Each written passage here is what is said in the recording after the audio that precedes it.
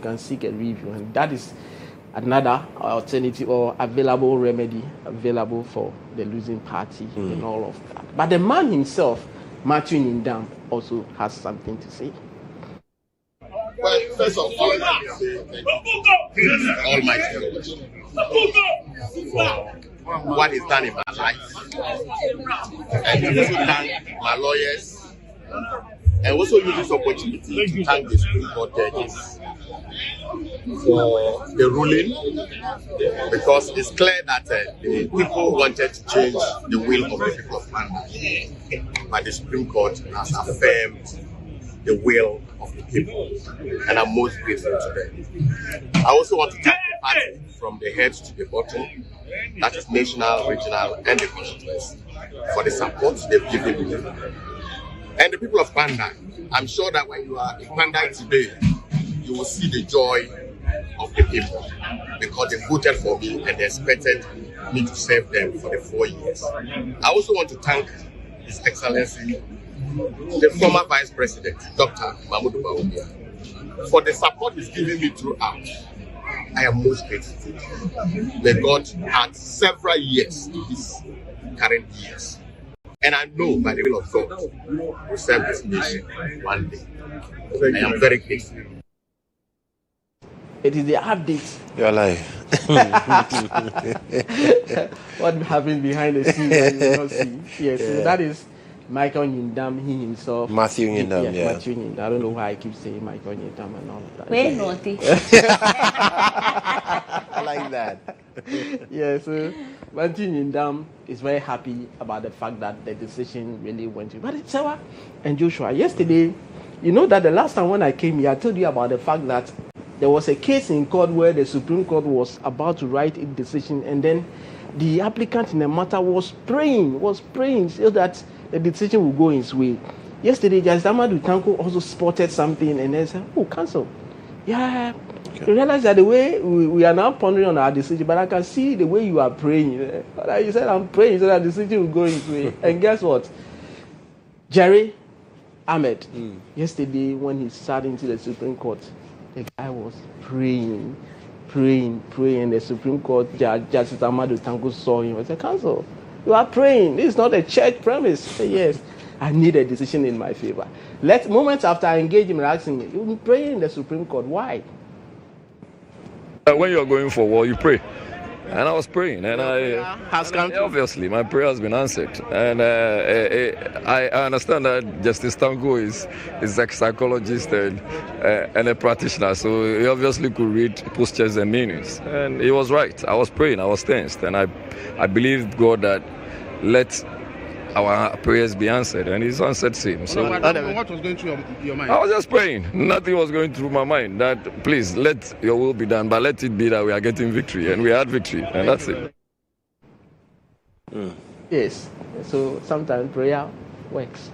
It's a lot of times. In his view, his prayer worked, and they had a decision in their favor. So these are some of the things that took place at the Supreme Court yesterday in relation to the Pandai and all of that. So until 6th February, when we all have the reasoning of the Apex Court, that we will apprise ourselves about what exactly went into the decision, whether the NDC side will seek a review of that action.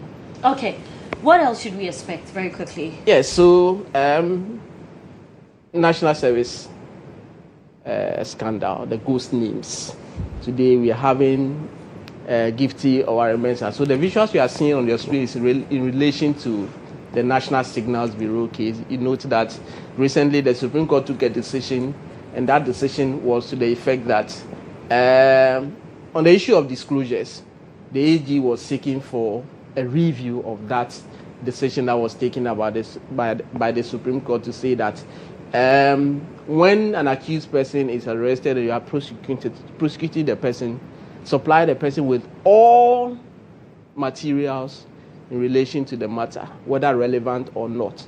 The AG wants to put emphasis on relevance. Yesterday, the Supreme Court 6-1 majority, a review panel, was of the view that their decision that they took still stands. So they are unable to review that action. So yesterday, the issue about the fact that the AG is seeking a review on disclosures, yesterday was turned down by the Supreme Court. So that is one of the issues that took place yesterday before we do the National Service Ghost names. So today, Gifty Oware Mensah.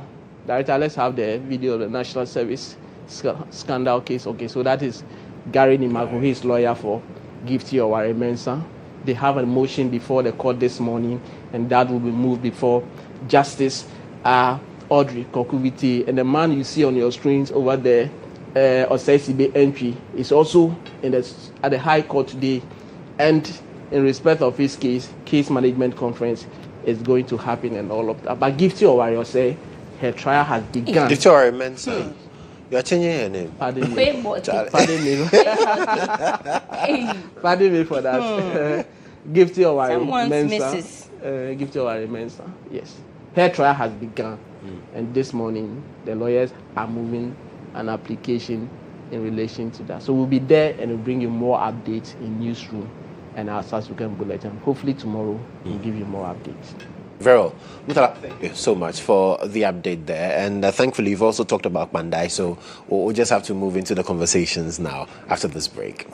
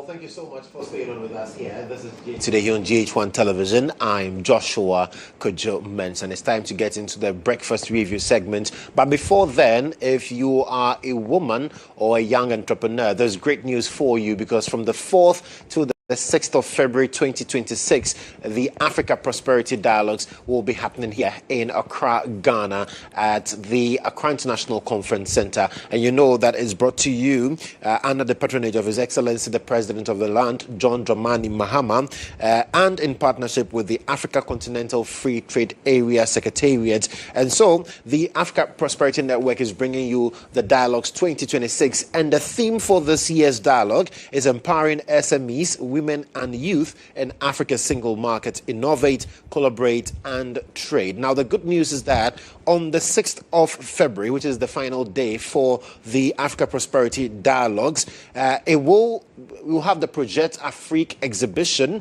and the Africa Prosperity Champions Awards and Gala Dinner at the Kempinski Hotel on the 6th of February. And so come network with leading investors, get some real funding and learn how to trade across Africa's market of over 1.5 billion consumers. What you need to do is to register at africaprosperitynetwork.com, africaprosperitynetwork.com, or you can send a WhatsApp message to 0536 098 325. And sponsors include Afri-Exim Bank, AFDB, Arab Bank for Economic Development, KGL, Telecel, Rigward, Fit Bank, Fabrimetal, RNAQ Holdings, Goldboard, ECOWAS Bank for Investment and Development, the Ministry of Youth and Development, Youth Development Empowerment, and the Ghana Tourism Development Company, and also the GIPC are all associated with the Africa Prosperity Network. And one of our sponsors for this particular dialogue is the Gold Board. And talking about Gold Board, if you're looking for jewelry that really speaks to the authenticity of being Ghanaian, then Gold Board Jewelry is where you need to be heading towards, because we are talking about pure Ghanaian gold crafted into eternal elegance. The artistry alone is something that you would marvel at. And you know Ghanaian gold, like I keep telling you, it's one of the best, purest gold you can actually find on the surface of the earth. So rush to any Gold Board jewelry shop, get a piece of that artistry and be a proud owner of a piece of Ghana. You can find them at Diamond House, Kimbu, also Oxford Street in Osu, Otele Avenue in East Legon, Marina Mall, Spintex, Community 11 in Tema, and Poma Arcade in Kumasi, and the Prempeh, the first international airport, also in Kumasi. But we'll talk to you more about the other people who are also proud to be associated with GH today. But let's get into the conversation this morning. My guests are seated. Anthony Kwame Julius, he is a government spokesperson, and of course, Senyo Amaplano, he was here last week, set a lot of fire. But let's see how it goes today. Gentlemen, welcome. Thank you very much. It's a pleasure to be here. Yes, I think this is the first time I'm meeting you in 2026. Yes. We've not met this year. So happy New Year. Happy New Year to you, my brother. Senyo. And same to Senyo. Yes, sir. Like My fault. Yeah. So at least there are some things you should start with us as brothers. well, we'll see about that. But nice to have you guys. I mean, yesterday, let's start from the court, and I'll start with you, Senyo. For the MPP, this is a victory that you've been looking forward to. Supreme Court basically reinstating Matthew Nyindam as the Member of Parliament for the Pandai area after a 4-1 majority decision on the case brought before it. Your thoughts? Well, thank you very much. A very good morning to you, and a good morning to your cherished viewers. I want to use the opportunity to greet my brother to Julius. Happy New Year to you. I think we are meeting for the first time in the year. Special good morning to the good people of the Volta region who are watching us. At least they have their 3 sons seated right here to deliberate on issues of this country that are very pertinent. I think that yesterday marked another victory for the New Patriotic Party, in the sense that for the past 12 months, the New Patriotic Party have been very successful in terms of winning 10 to 11 petitions that was brought against our MPs. And then you realize that the likes of Obuasi East, Ahafua North, South, West, Ahafua North, Suhum, Sawan Adrejiri. We have Tema Central, Okaikwe Central, We also have the likes of Techima South, Northern, and then the last one, which is the new baby, that happens to be the Pandai one. I think that it's something that personally I was so much happy about yesterday, because I was in the Supreme Court yesterday. In the sense that during the time that the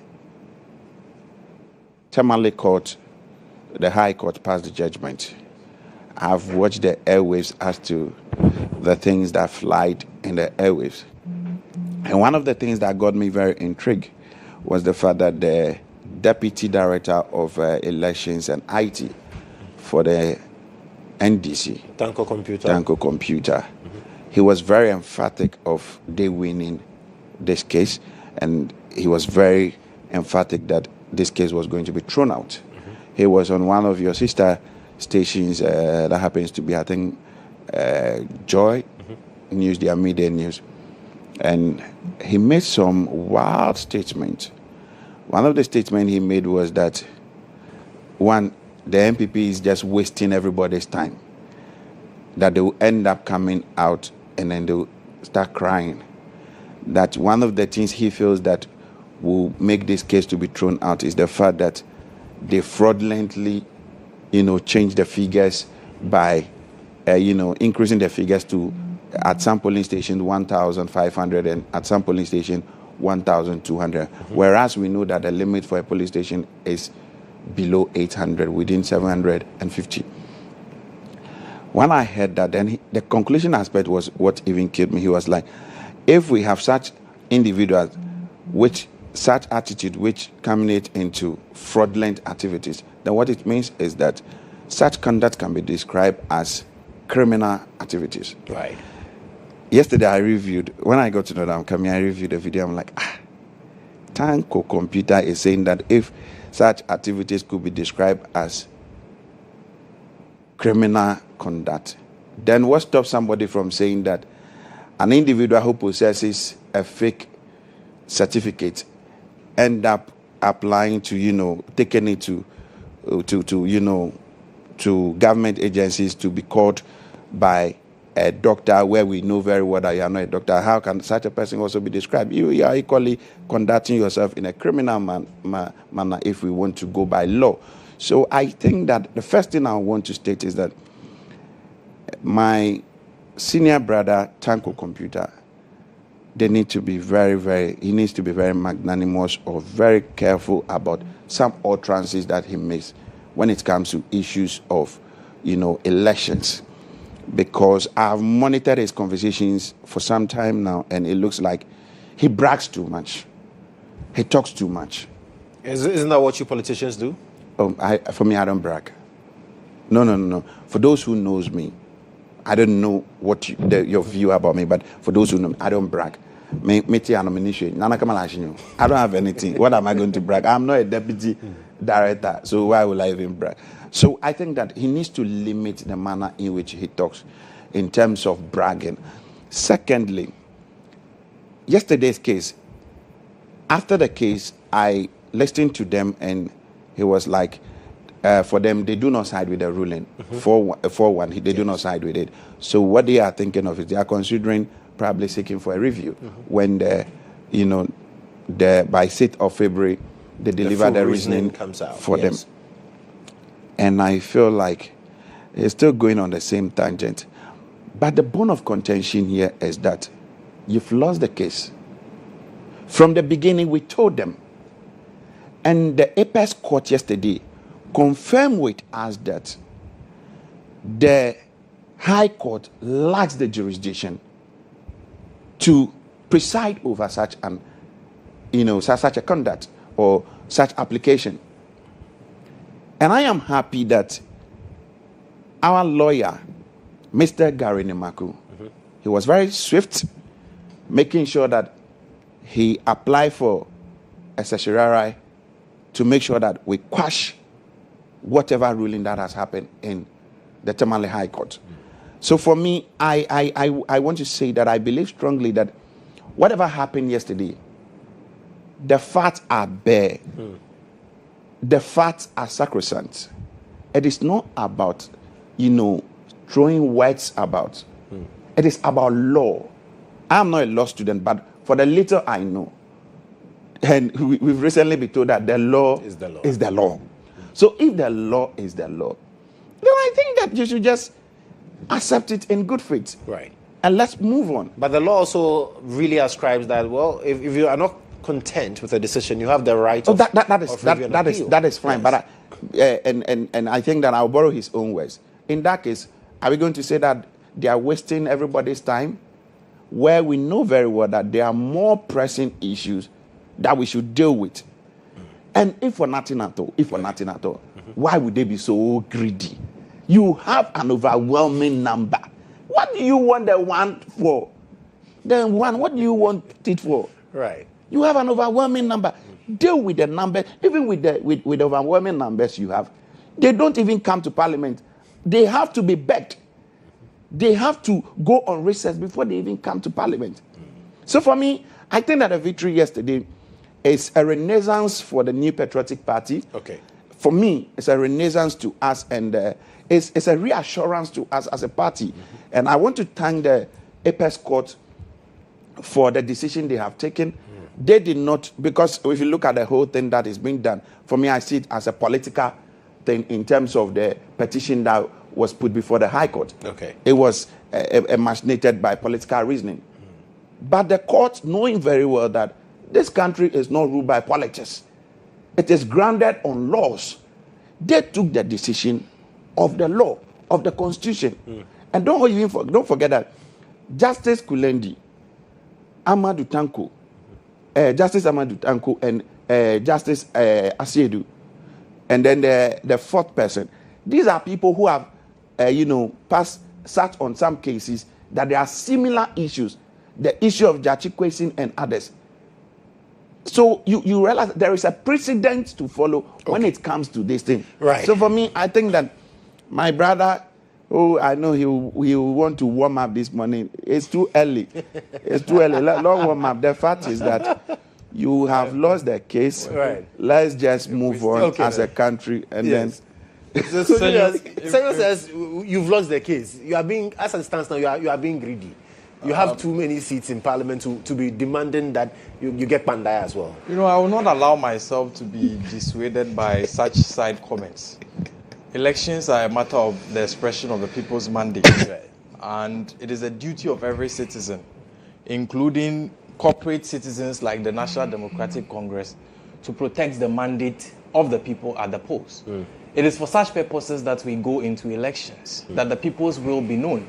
And so if the people express their will, that a certain number of NDC representatives should be in parliament to represent the values and ideals of the National Democratic Congress, it is not a function of the numbers are too much and the protection of it becomes a question of greed or the lack of it. I don't accept that. So I'll not allow myself to be dissuaded by such comments. I would also not allow myself to be dissuaded by, diversions into the arena of personal attacks on the persons that lead the NDC's front. We are not here to discuss the character and nature of Rashid Tanko Computer, which my brother seeks to do throughout his narration. We shouldn't be doing those things. Let's focus on the issues. So what are the issues?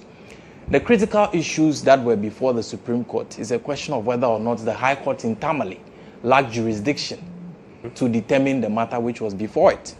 And that critical issue turns on whether or not the publication of Gazette notifications on the 24th of December 2025 is the effective Gazette, or the publication on January 6th, 2025, the first one in 2025 is the effective Gazette notification. Those are the issues that the case turns on. And you would observe that my brother failed woefully to address any of those matters and went into the arena of, talking about individuals and all of that.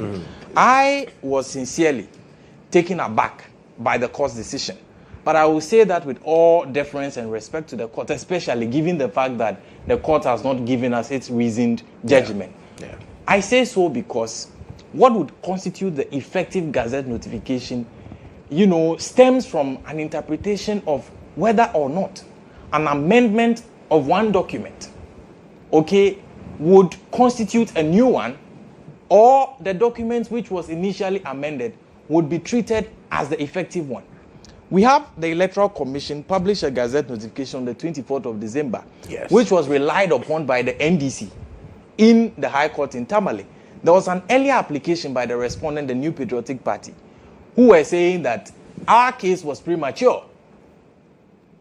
And that, verdict was given to them to set aside the application, the initial petition, that our case was premature. Then the NDC proceeds to file another case on the basis of the 6th January Gazette notification. Then the same New Patriotic Party, who reprobated that no, it is not the 24th December Gazette, which is the effect, the 6th January Gazette, which is the effective one, which would make the initial case premature. That it is the 24th December Gazette, which should be relied on by the court. And I am surprised that the court upheld that. I'm surprised for 2 reasons. The principle of law, interpretation of amendment of statutes or any other document, which is generally accepted all over the world, including in Ghana, is that when an amendment is made to a document, the amended document becomes the effective one. So if we amend a law today and take out certain sections of that law, or we amend a document and take out certain aspects of that document, the effective one becomes the one which presently exists, not the one prior to the amendment. And so if the MPP is arguing today that the 6th January Gazette notification does not constitute the one upon which, the timelines with reference to Section 18 of the Representation of a People's Law, the timeline should be determined. It raises a lot of questions, and I'm surprised that the court upheld it. But again, I say it with a bit of restriction, given the fact that the court has not given us its full reasoned opinion as to why that decision was made. And so we should focus ourselves on discussing these matters. And also the issue of the Electoral Commission, and at what point it must communicate to Parliament results which has been gazetted by it. And if we have situations where some results were declared, others were not. At the time the 24th December Gazette was issued, there were some seats which were not added to it. So if you further add different seats to that, you create a new document, which the effective date should start from, especially given the fact that the New Patriotic Party made that argument prior, and it was upheld by the court. So it creates a whole lot of confusion for us in the National Democratic Congress. Right. But the case lost, my brother wants to suggest. Because the MPP believes it's a foregone conclusion. It's done. We don't think it's a foregone conclusion. The National Democratic Congress and its functionaries are waiting for the court's determination, the full reasoned opinion. I think it's on the 6th of next month, isn't it? And so when the full reasoned opinion of the court comes, we'll make a determination whether or not we'll pursue a review of that decision. As I said, there are, from our observations so far, especially given that the case turned on which of the Gazette notifications should be the effective one, given that the case turned on that, and we are of the view that an amendment of a document should have the effect of producing a new one, and the effective date will be the date of that amendment. Because we have that opinion, we are looking forward to a situation where we would be able to seek a review of that decision. In any case, again, I want to say that I say it with subjection of my views to whatever reason opinions the court would give. We would not engage in the enterprise of bastardizing the courts, right? And assuming that it is the only way we can get satisfactory outcomes, or it is a way of swaying, swaying public opinion in our favor. We will respect the view of the court and look forward to whatever reasoned opinion that they will put up on the subject matter. Right. And I'm sure that a lot of our conversations are restricted because we do not know the full reasoning of the court. And so hopefully when we get to know that on the 6th of February, then we'll get into discussing exactly what the court's reasons are. But then the NDC says it's not over. But again, one point must be made clear though. Right. That we are dealing with people who approbate and reprobate. You know, in one voice, the 24th December notification should be the effective one. And so they pray the court to set aside our initial application. In another, the 6th January one, which was the argument. In another voice, they say that it should be the 24th one. Those points must be made clear, and the effects of the amendment by the Electoral Commission. As for those points, we are insistent on them. We look forward to let me give Sanyo a minute to. I don't know what he means by we You approbate and reprobate. Yes. You do that in many ways, including your attitude towards the court recently. We had the Honorable Alexander Afenyo-Markin bastardizing the court. He has made it now. I thought I was he has made it now his preoccupation to be somehow obsessed with the Lord Chief Justice, trying to denigrate him on any platform he gets. We saw it recently when he organized a press conference, chastising and attacking the Lord Chief Justice simply for paying a courtesy visit to the Inspector General of Police. Right. Meanwhile, these two institutions work, hand in hand. And is there an expectation that the Chief Justice should not interact with other functionaries of state? We saw that. Right. But So yesterday, when the court gave them a verdict, they were full of praise for the court. Today You are probating Today I want to become. You see, like I said, I don't understand what he means by approbate and reprobate. I don't know what he's talking about. We never said it is on the 6th, and at another breath we said it is this. We have stood by the initial one. Which is the 24th. Which is the 24th of December 2024. And that is what the court upheld. No. There was an initial petition, and there was an application by the New Patriotic Party. You hold on. When I'm done, you come in. You hold on. When I'm done, you come in. You hold on. When I'm done, you make the point. You hold on. When I'm done, you come in. When I'm done, you come in. So for me, whatever issue it is, yes, it is in their jurisdiction or their opinion to argue their issues out. But the determinants of the issues are the justices at the apex court. Yeah. They will come out with a reasoning for the judgment. And at the end of the day, already we all know you've lost the case. A loss is a loss. Just as in one case we were told that there was some crucial loss in some institution. A loss is a loss. You can't bring it back. The only thing is you go back to your drawing board and do the right thing. Right. You see, this is a game of technicalities. And he knows he is a young, upcoming lawyer, and he knows this game is a technicality game. If you are not careful, you want to rush. I'm like careful. Pim. And they've pim. So what they need to do is go back to the drawing board. Right. And do the right thing. So for me, the issue of approbate and reprobate is neither here nor there. Okay. And the issue of trying to rope in the minority leader, I beg of you, I don't see where you think that he has attacked the CJ. So since when has it become a crime? If you criticize a public authority, since when has it become a crime? No, the Constitution gives us room to criticize. We have to speak up. Why we should zip our mouth? Me too, no, we should zip our mouth. Is that what we are telling ourselves? We've seen worse things in this country when they were in opposition. The likes of Sami Jemfi, the likes of Malik Basantali, the likes of Felix Ofosu-Kwakye, and even Okudzeto Ablakwa. They have always called out eminent people who were in government. Nobody said that you are attacking the people. Right. And today, the minority leader is saying that he will not meet you people. As a minority, they will not meet you when you come to parliament. He has an opinion that he feels that you are paying too much visit and thanking people. If he says you are thanking the people, what has that got to do with an attack? Right. So my brother, I think that it's not an attack. It is just for him to express his view, which he has done. The case there, Moluzo. Think of another thing. Okay. But bear in mind that no matter the case, when you bring the review, I am very convinced in my heart and deep in my mind. We can put, I don't have anything, but at least my car key, I can put it on it. I'm deep down in my heart convinced that nothing will change about nothing will change. Okay. At the end of the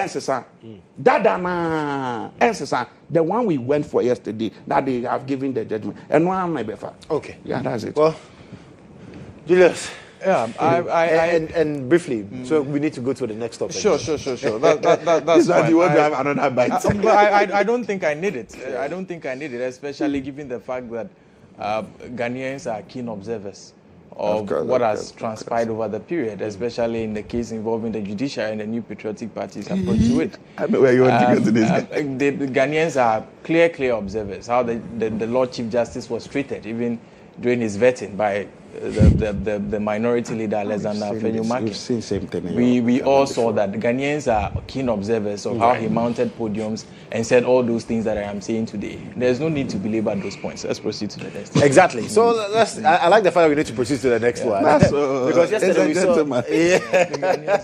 yesterday we saw the housing minister meet the press. He basically told us quite a number of things, but key amongst them, which of course I'm sure resonates with a lot of people, is that about only 44% of Ghanaians have access to safe drinking water, and that for many is a worry. It's a cry for help. I think that that is misconceived and contrived. The statement of the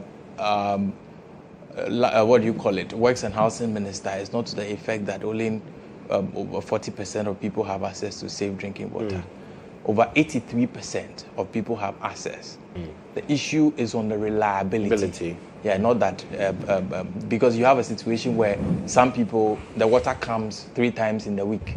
The water comes, once in a week, and all of those things due to long-time structural problems within that sector. If you would recall, it is because of some of those structural problems that in the IMF arrangement that the New Patriotic Party went into in 2022, there was an agreement that there should be structural adjustments, including adjustment to the tariffs on those sectors to improve them. And so there's a difference between a situation where people do not have access to the water at all and a situation where there is the lack thereof of reliability. So I think that your statistics are contrary. No, I mean you're making the same point, but hopefully you are seeing it from a different dimension, because having access to something and not having it reliably, it's not. Is that an access really? It's a question of whether or not people are connected to the water. Is one thing. Is a different thing whether or not any time at all the people turn on the tap, the water flows. Those two things are different concepts when it comes to this sector. That is what I'm correcting. Right. That the minister has not said at any point in time. Because, I saw the... So the 44% are those who don't have access to reliable... Precisely. Exactly. Because we have drinking water. Please. When we are speaking to the issues, the perspectives and the points must be clear. If you say that less than 40% of people have access to water in Ghana, that is contrived, which is what I am correcting, that it is not the case. It may be the case because when you say that, it means that the connectivity is not there to the people at all. So the connectivity is there, yes, but 44% because, do not have access to reliable, safe water. We have a situation with the people of La recently, which... it's unfortunate. Teshi, you mean? Teshi. And government is working, speedily to restore water flow in those areas. National security. You can't treat that as lack of access.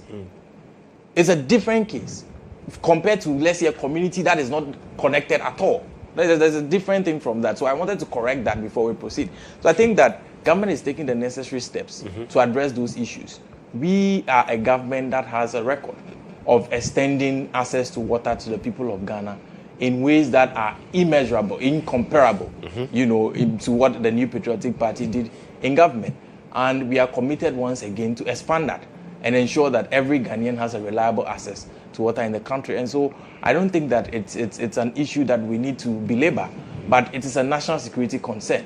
And so President Mahama is committed to addressing those issues. But the point must be made clear that any, interpretation of the minister's statement to mean that less than 40% of Ghanaians have access to water is not correct. It's not correct. Okay. Sanyo? Yeah. In fact, when I checked on all portals, they all reported 44% do not have access to safe drinking water. Whether 86 have access to the water and 44 do not have access to safe reliable water. It is a fact. They do not have access to reliable water. Now the question is that what happens to the 56% of the people? What kind of water are they drinking? What kind of water are they having access to? And that draws our mind back to some of the polluted water we have in our country. And classical example, you can't say that. There are places like in the central region. At some point, you know that the Kwenyaku water treatment plant has to be closed because of the galamsey issue. That is the only water they drink. And we are being told by FDA that this water out of galamsey have been contaminated, or they've been contaminated. So at the end of the day, it tells you that the people are not drinking safe water. So we should be worried as a country that there is a national security issue. I am happy recently I heard that the president has given an instruction that the army should police all the areas. Yes. I don't know whether they've started already, but I think that this water crisis is a national security issue. And not just about water, but we must first of all tackle it from the galamsey side. Because it is not just about water. Our vegetables we eat, our food we eat, it is affecting everything that we are taking. We may not know the side effects immediately, but trust me, the long effect of it, you can't tell what will happen. Already there are reports of Kodjo and the rest that we've heard of. What it means is that if we are not careful and we are not getting safe drinking water, we'll end up bringing water from outside to drink. We'll have to import water and be drinking. And that will cost us a lot. So what it means is that you and I, who do not have the financial muscles to buy those water, we have to rely on the unsafe water and be okay. So for me, I think that the Minister of Works and Housing, he should not just come and give us briefing and go and sleep. He should get to work. But Julius says that the commitment is there. No, you see, it is one thing coming to give us press briefing, and it is one thing performing. Let's be very frank to ourselves, and this is not to attack anybody. The Works and Housing Minister, he's not working. He's not working. How so? I can tell you that, put it, and I want to appeal to your station, put it on your platform, that they should rate the Works and Housing Minister. I don't want to mention other ministries. They should rate him between 1 to 10. You see the number they will give to you. He's not working. He's not being seen working. A classical example, yesterday, even aside the water case, he made mention of the fact that the Volta region, how do you call it, Salakope, how do you call it, Sea Defense project they are doing, is 25% complete. And I asked myself, this is a project that the president has to be flown to the place. They did, how do you call it, I don't know if it was even a party they have to do. The regional minister has to go and sleep there a day before the time. It was more or less like a fantasy that they did. You are telling us today that up to date, it is just 25% complete. And the question I ask myself is that if for nothing at all, my government failed to do it, the NDC has come and they are resetting it. It should be a priority to them, because Ketu South is one of the leading, or is the number one on the NDC list when it comes to votes. And if for nothing at all, this is the time we need to hear the voice of the MP, Honorable Jifa Gomashi. We are not hearing her talk this time around. But you recall that in the era of Nanadu, she was very vociferous on top of issues. This time, her voice is missing. We cannot hear that treble and soprano being sung. It is quiet. Is that what we want to do to the people of the Volta region when we know that that is a word bank? I think that we should give some priority. And at this point, I want to call on you who is from the region. Call on my brother. This is not politics. It is about development. It is about development. We need to prioritize things. The people have suffered for long. Accepted that my government did not do well. If you have come, you want to reset. I think that this is the time for you to do things for the people to see that indeed we are not wasting our vote. We are actually, gaining something out of the vote we are giving to you. But it is not. It is the other way around. Right. So for me, I think that the regional minister and the sector minister who consistently goes to the place to do monitoring and take pictures, circulating it on social media, we don't need those optics. We don't need those optics. The likes of Honorable Kodjo Ablakwa and the rest, who are in the region, who has been loud advocates of development, today, he's quiet. He's not talking. His own constituency, if I tell you over the weekend, I undertook a project in his own constituency. The level of deplorable roads, the level of lighting issue in his constituency, from Bato to Mepe, from Sege to Bato, even the capital, district capital, the entire place is very bushy.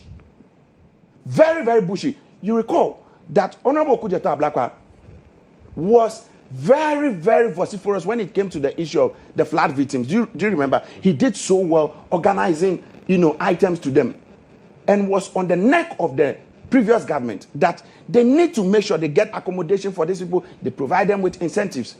When I went there, I interviewed the people. I published it on my Facebook wall, and my Facebook wall is Mayor Senyo. I can tell you that the caliber of tents these people were sleeping in, I felt so sad when I saw that. The people were like, Miva refoto mi, Miva remila, mi poafia mi mama mi remi. I'm telling you, and I'm putting this out there. Let your people go there and interview the people. Okay. So for me, I think that the sector minister, our people in the region, they must prioritize those development issues. We should stop the social media optics, and we should stop things that do not matter. For example, this issue of passports. It is not necessary. Okay. The issue of issuing passport, right. It is not necessary. Very well. Development is the key. We are divided. So, okay, Julius. So let me give you a bite on that.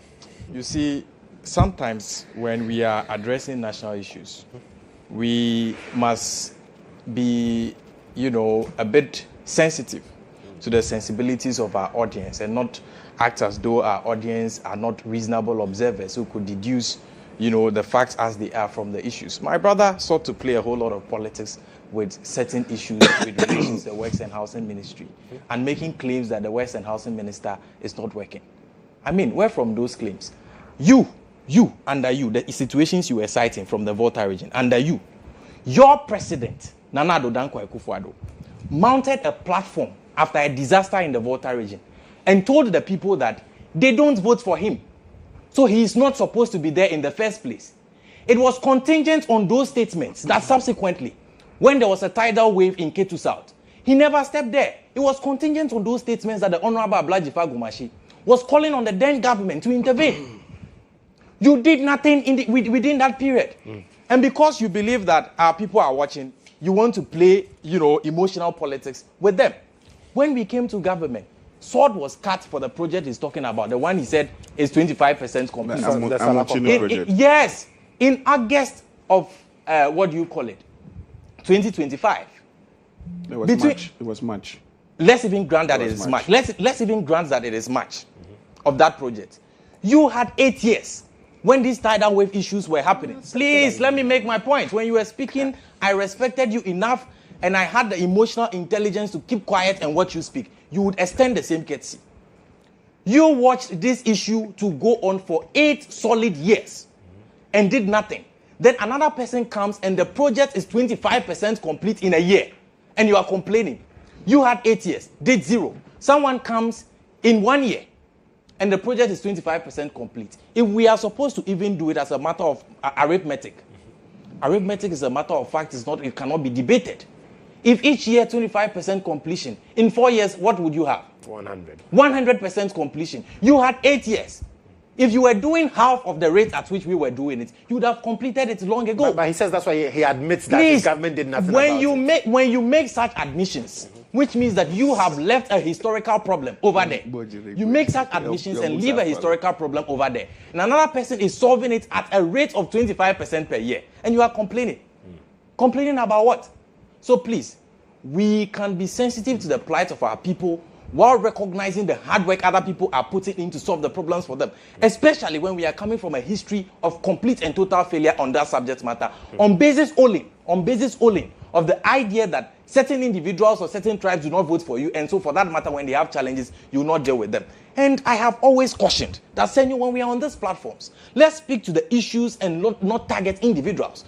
You, first of all, when we came here, you made Dr. Rashid Tanko computer your targets. Now you have turned it to the Honorable Okudzeto Ablakwa, saying that please, when you were speaking, I allowed you.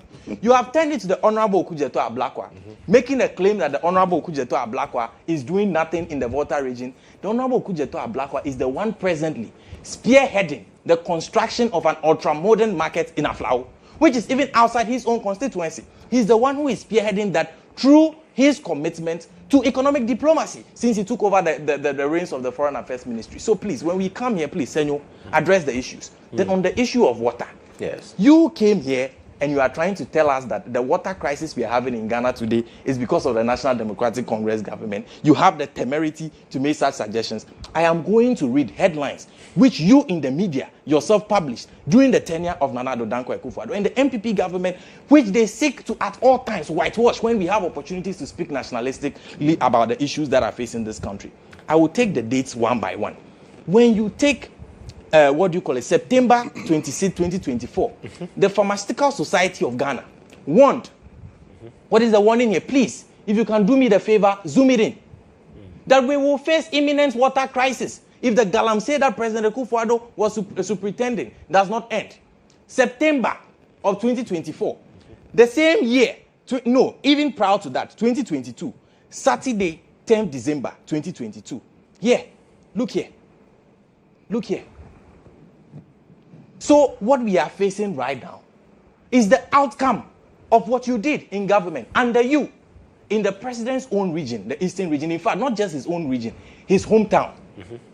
The water treatment plants were being shut down because of the galamsey activities that were happening under you. But I can tell you, as a matter of demonstrating President Mahama's commitment to these water issues, by showing you the records of President Mahama when it comes to this area.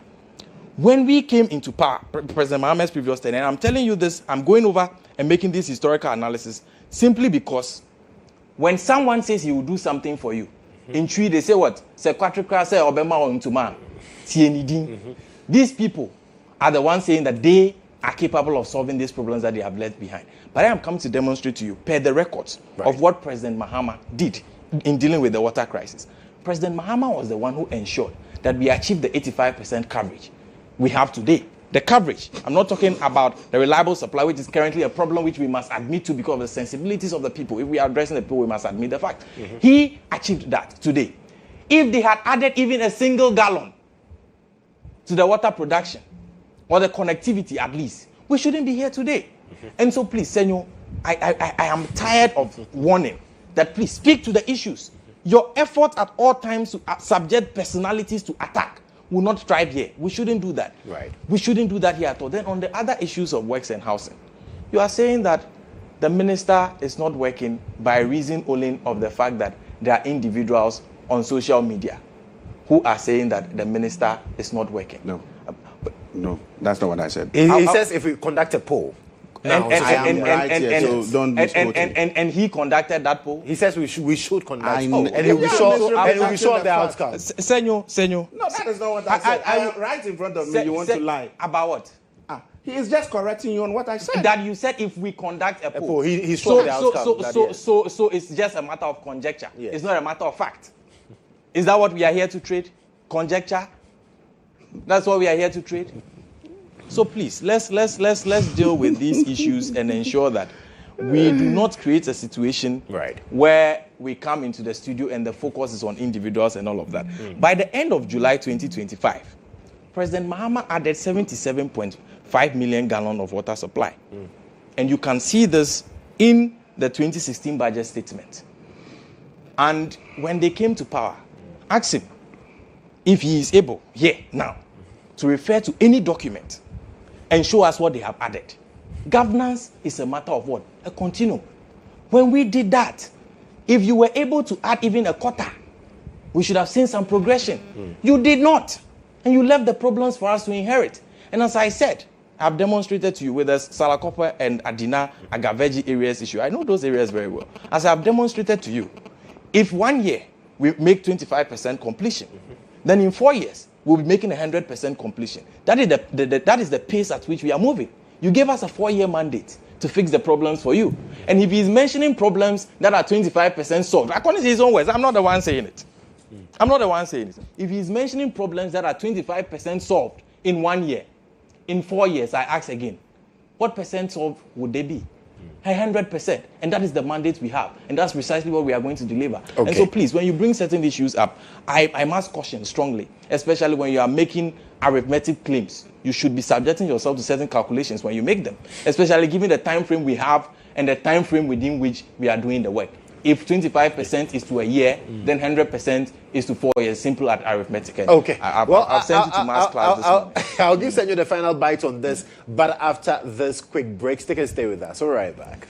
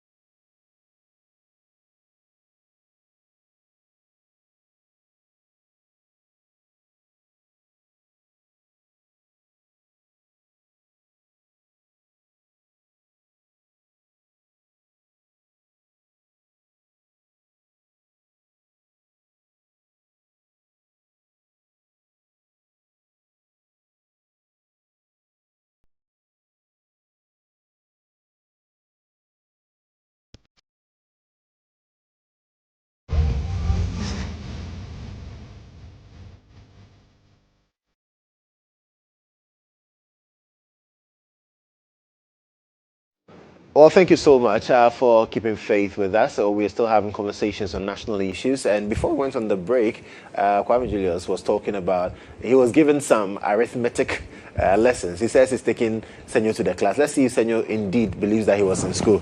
Senor.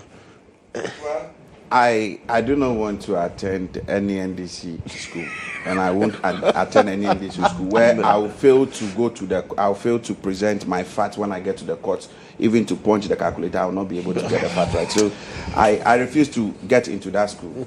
No. I want to be in my patriotic institute where I know that when it comes to calculus, when it comes to statistics, I am on top of issues. We present facts, we present data. In our case, we present data. They come there and they are punching calculators, but they can still not even get the answer. So it is nothing to write home about. So, but he makes the point that if your administration but you see, I got everything added anything to it, we wouldn't be here. It's not true. Even in the Volta region, around the Dabala enclave, there was a water expansion project. In Adaklo, there was a water expansion project. I just want to situate it to my region. I won't go outside the region. That is just 2 places I've mentioned. The truth of the matter here is that there is no personal attack or personal score with anyone.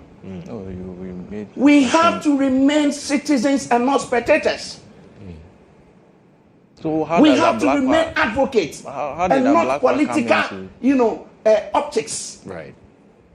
These are people who have been very loud. They've been very vociferous when it comes to issues of development. And when we talk about it, people say that you have issues with them. No, I do not have any issue with anybody. Let me tell you, and I'm going to say this on this platform. I am one person who have admired the foreign minister for far too long. And I have always said on any day, any time, that when you come to the whole Volta region, I see 2 MPs who are performing. The rest, they are not doing anything. Until I got to his constituency this weekend for a project. Then I concluded that no, I think that I have overrated him. There is more that needs to be done. The road leading to his own house in the constituency is so shambolic. Potholes are even better than what I saw. It's manholes. But Julius' point is that how is that a subject that. matter? Because exactly. But his argument is that how is that a subject that's not what we are discussing. When he was talking, I listened to you. Right. Julius, please. Oh, Julius, when you were talking, you didn't. I understand. But so will you please give me the chance to talk? It's important that I caution that this is not a matter of caution. This is not a matter of caution. It's not a subject for discussion in the studio. We are talking about issues of the water project, and it has to do with advocates from our region whom we think that the issue of Salakope Amuchinu sea defense project. We have people like him who have been astute or who have been staunch advocates of development. And I'm saying that if the likes of Okujeto Ablakwa, if the likes of Honorable Okujeto Ablakwa has been a staunch advocate of development, the Amuchinu Salakope Sea Defense Project, including the minister who is an MP of that constituency, who has also been a loud person in terms of talking about construction of the sea defense, they are not talking. They are not talking because even in his own backyard, there are things that he needs to fix. That's the logic. Why are you doing this? Why are you doing this? But honestly, that's the logic. Why are you doing this? The logic does not add up. Okay. You ended your administration. In our local Julius, let him get it. That's fine. I hope you will get back to me to also wrap up on it. Oh no, when you give him, I think you have to get back to me. But you started that subject. When we are giving you the same dosage you gave back when you were in opposition, you don't want to accept the fact. In our local parlance, we say that well, gota hunre homenyangu. To it, you can't dress in beautiful apparel outside, whereas in your own constituency, in your own backyard, things are so messy. We are saying that the Volta region must develop. If he's saying 25%, what is the essence of the reset? The president made us to understand that reset is to make sure that you reset everything. So if we are... But he said to give them a 4-year mandate. Yes. That's when he took it to the arithmetic class. Hold on. It is not about 4 years mandate. There are instances where they think that there is no 4 years mandate, but they can do things under certificate of agency. But whereas their own people, the people that hand over power to them... Please, you don't direct me how I should do my presentation. I beg you respectfully. No, when you were talking, I kept quiet and listened to you. When you were talking, I kept quiet. Okay, so you make the point. To conclude, yes, the truth is one.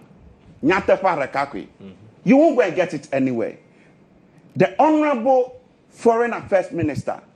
He must stand out when it comes to issues of development in his constituency. I think that he has taken the people for a ride. Okay. He has taken them for granted for far too long. We need to go, but I want us to briefly touch on the NPP. Your party is going to the polls on Saturday. You would refer and make me also have a second bite on that. But I started the water issue with you. That's fine. I will use my comments on the NPP to deal with that issue. That's fine. I know how to handle right. So Serwaa, the NPP, you're getting ready for Saturday. I mean, your thoughts. Oh, I think that I want to say a very big thank you to the party leadership. The party leadership, one thing I have said is that they have allowed the Presidential Election Committee to deal with the entire process. And I doff my hat to the leadership of the party, the national executives. You will not see any of them. I don't know if there's any evidence you want to tell me. I've not seen any of them openly, campaigning or deeply involved in saying that this is my candidate going. No, that is a good thing. It's a good plus to them. So kudos to the leadership of the party. Again, I also think that the PEC also deserve commendation. So far, so good. It's been a smooth process. The last to be seen was the peace pact that was signed. Right. So I am very convinced in my mind that come Saturday, we are going to have a very smooth process where whoever that will emerge as a winner, that person will be announced. And as a party, we will rally behind the person. I have said on countless occasions that for me, I am not a spokesperson for any of the 5 candidates. However, if I happen to be on any platform and any of them is attacked, I'll respond in equal measure because they are all leaders of the NPP. My party. So I want to say that I think the party, together with the PEC, has done very well. So far, so good. Things are on. I'm aware that ballot papers have been, sent to the various constituencies. They are at the police stations in the various constituencies and all of that, waiting for Saturday's event. The respective candidates have also been given the album. Everything has been sorted out. What we should be praying for, and that is my prayer, is that come Saturday, I am a delegate, I'll be voting. You'll be voting on yes, Saturday. But on Friday, I'll be having a watch night in my room to be praying to God that, God, I don't want to go to the ballot paper and just do any tampering. I want to go to the ballot box. Whilst I'm going to tamper the paper, I want you to reveal to me who will lead the NPP win the 2020. But the prophecies are out. Oh, that is fine. Prophecies are good. Hasn't God revealed through the prophets? But you see, it is incumbent for you to believe what people say or not. Okay. And I believe, I have my own faith. My level of faith is different. So, in as much as I believe in prophecies, I think that I'm also going to pray to God. Okay. Whether it conforms with what people are saying or it differs. Okay. So, let's wait. Come Saturday, I'm very certain in my mind that the NPP will bring out somebody whom I know that is very competent, is very, very experienced, knows the job, will be able to deliver to the good people of the NPP and Ghanaians. I don't know why Julius cannot wait to have his bite. I swear. I know he's not going to talk about the NPP, but Julius, you have the final bite on the show. I will talk about the NPP. Senyo had 5 minutes. But I would spend only 2 of... Please, Senyo, please. Senyo had about 5 minutes. I will spend only 2 of mine on the NPP because... By now I'm a neutral. You know I'm a neutral. You are the most sophisticated neutral in this NPP primaries. I see that. But then I'll spend only 2 on the NPP and spend the rest of the 3 minutes disabusing the minds of Ghanaians of a certain impression that a certain part of this country has been abandoned. The first one, so I'll deal with the NPP first. 1, I do not see why we are being invited. And I mean, this NPP primary from day one was about Dr. Mahmoud Bawumia. I am of the view that he would be elected come January the 31st. I do not see why there is an invitation for us to discuss it. So first of all, I decline the invitation to discuss a candidate who has become the impersonation, the impersonification of incompetence, ineptitude, lack of ideas. Be careful. As to how this country should be run. A candidate who is a walking, talking, a breathing braggart, who never delivers on anything. He promises the people of this country. We remember Dr. Bawumia as the one who was sold to us as the economic messiah. This candidate is one who has proven that anywhere he has gotten to, anything he has touched, brings disregard, disrespect and disdain towards those institutions and areas that he claims to be an expert of. Dr. Bawumia claimed to be an economic messiah. Today, economists are not respected in this country because he took inflation to 54%. Persons who do not claim to be economists reduced it to 5.4%. Dr. Bawumia was sold to us as an erudite academic. And today, academics are not respected, or at least they were not being respected when the MPP was in power. You remember a situation in this country where young people were telling us that they will gladly clean toilets in other countries than have a PhD because Dr. Bawumia, who was marketed to them as a problem solver of Ghana, was failing on it. You remember? The same candidate was sold to us as a digital expert and all of that. He mounted podiums and told us that through his expertise in the digital and ICT sector, ghost names are no longer a thing in Ghana. Then in the wake of that, we had the worst ghost name scandal ever. I'm talking about NSS, where we have the situation with Mr. Asibe and the others over there. You remember that? I do. You remember Dr. Bawumia was touted to us as a banking sector expert who is from the Bank of Ghana coming to fix everything. But he has four other contenders. Please, I am saying that this whole thing has been modeled and shaped around Dr. Bawumia. He will be elected. So I'm going to speak about him. You remember he was touted as an expert in the banking sector, where we had a situation where 8 billion or 9 billion Ghana cedis problem was solved with 28 billion in this country under his watch. Every and anywhere Dr. Bawumia is, touted as an expert in, that area becomes a subject of disdain, disregard, and disrepute because of his conduct. Digital gates could not open for him. Even the gates have disregarded him. I do not see why we are being invited to discuss this. And Dr. Bawumia says he has bold ideas. Yes. You are benefiting from the bold ideas. Good for reserves. Please. The closest thing to a policy which was couched by Dr. Bawumia around that gold thing was gold for oil. You remember it was during the implementation of Dr. Bawumia's so-called gold for oil when the fuel prices went to 17 cities. Any and everything Mahamudu Bawumia has been touted to be capable of doing proves to be sheer deception. But I believe you will win on Saturday. I believe you will win this primary. Okay. I believe because the MPP wants to shape their, policy objectives around deception. Well, they've expanded the college and they are getting more people to choose now. But we need to go. We are out of time. He said he has very bold. You had your time and I never interrupted. Let me just finish.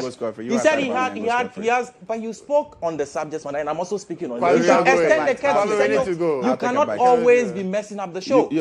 See, he said that he has very bold ideas. One can be very bold and at the same time very rudderless, directionless. Okay. Dr. Bawumia's boldest idea so far, as espoused by him, is that he will be taking Ghanaians to Israel. He will be taking Ghanaians to Israel.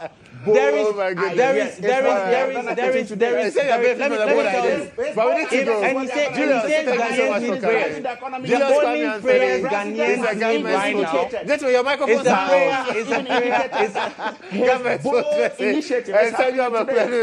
The only prayer Ghanaians need right now is a prayer that casts out Bawumia. Thank you so much for coming.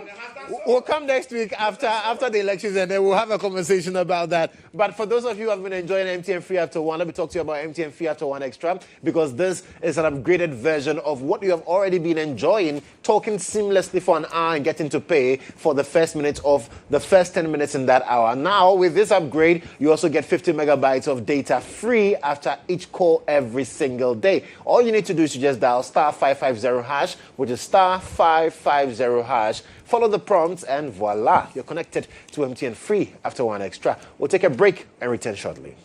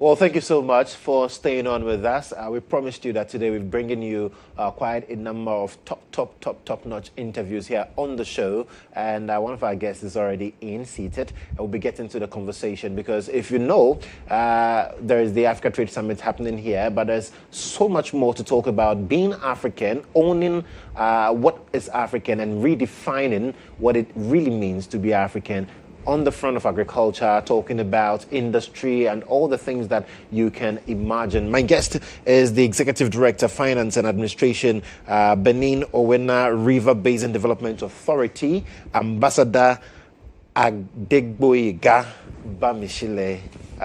Ambassador, welcome. Thank you very much, my brother. I hope it's good to be here on the show this morning. Absolutely, and nice to have you in the studios. Thanks. So what brings you to Ghana? Well, delighted to be here. I'm here for the first inaugural edition of the Africa Trade Summit. You know, that brings all of us around Africa together on a platform to discuss Africa. Absolutely. That's why I'm here. It's nice that you're here at such an important time as well, because like I told you of set, our president also believes so much that it's time for Africa to take ownership of its own affairs. And I'm sure that has been the founding mentality of even our founding fathers, trying to make sure that we have an Africa that is focused on the African people. We're generating all the ideas. And you touched on one thing, creativity. How crucial is that for us as Africans? Thanks. First, I'd like to sincerely appreciate His Excellency John Dramani Mahama for this initiative and for supporting the organizers of the Africa Trade Summit to make this a reality in the first place. It's a good step forward in the right direction. Having said that, yesterday he officially, opened the summit, and in his words, he said, it's time for Africans to become boldly selfish. It's time for us to get more of what we, our own natural resources. And I couldn't agree more with that statement. For a very long time now in Africa, there's been this, incoherence, a lack of cohesion, better put that way, amongst the community of nations within the continent. And this has posed adverse, effects on our growth, essentially meaning that we have to resort to the Western world and depend on them to get things done in Africa, whereas we are endowed with pretty much everything you can think about. So yes, offset, we had this little chat, and I said, look, we need to be creative. Your handlers will not let you go in a system where winner takes all. In a capitalist system, you don't get anything served a la carte. You need to think outside the box and see how you can get Africa out of this situation where we're, import reliant.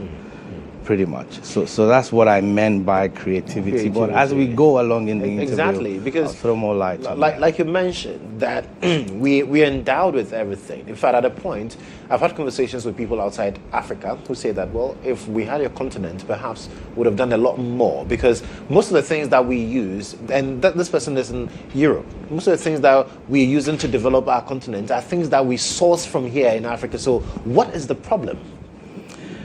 Well, there's not one hard and fast, rule around development. I think one needs to look introspectively. And then when you begin to do this, you realize that we are one continent, indivisible. The earlier we sat together and identify what challenges we're faced with, the better. Personally, as an executive member of management in my river basin, we have done what I am proposing for Africa to do. So it's scalable. We've identified, our commercial trade corridors within 4 catchment states under my river basin. We've identified our assets, which is land and river assets. We've identified, the infrastructural deficits. We've identified the potential markets. We've identified the value chain of these products, or commodities rather, crops.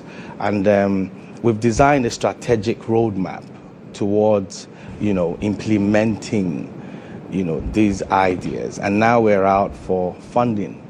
And what our lenders want to know, essentially also, is are these programs commercial and are they sustainable? So some of the infrastructural gaps, like a lack of upstream irrigation infrastructure, for example, like mega dams that have capacity to generate electricity, hydroelectric power, that can help power storage processing facilities, irrigation water pumps, drainages, canals. I've been to countries outside of the continent where they have dams located about 400 kilometers away from farmlands that are being supplied water, So we need to think water security as well, ensuring that, water gets to the right places, is captured and is put to the right uses, So yes, infrastructure deficits, financing is another, problem. And this is where oftentimes we have to go to the IMFs, World Banks, Africa Development Banks, and that. And the DFIs really should, be cooperating with us in ensuring that, we are investment ready. And to be investment ready is another sustainability question, which is, your pre-investment surveys, all the engineering surveys, environmental impact assessments, the feasibility studies, soil type surveys and whatnot. Once you have these different metrics put together, it means that your lender is more confident in giving the necessary finance. There are other sectors apart from agri that enjoy better financing. It's because there's a clear line of sight to where you're going. But agri is such that it's a science, and you need to really monitor your inputs to ensure desirable outcomes. Because it's been said that if you are able to properly look at our agricultural sector, we should be seeing more than we're seeing currently. Oh yes, there is a potential. Again, I would say I'm speaking on behalf of the Benin Owena River Basin Development Authority in Nigeria. It's under the Water Resource Ministry, and in my catchment area, right, through financial modeling and estimations, we realize that there's a potential $250 million in import substitution if we actualize the project that we have in our front burner currently. And this is 4 states out of 36. So imagine the exponential effect of this across all river basins. And I'm speaking of 3 crops: rice, cassava, soybean. And from these 3 crops, we can achieve through the value chain, animal feed processing. We're also considering poultry, so that we convert egg from layers into egg powder. This is exportable, as well. Right. Commodities. We're also looking at moving away from chemical inputs. So we're setting up a 50 tons per day organic fertilizer plant. So yeah, from this alone, we're looking at a potential $250 million annual import substitution. Wow. So there's a lot more that we can be doing with concerted efforts. I've had conversations with people who have argued that unfortunately it's so difficult for Africans to trade among ourselves. So it's easier to trade with Europe, to trade with the Americas than to trade in the African markets, even though we're looking at a consumer population of over 1.5 billion. It's not correct.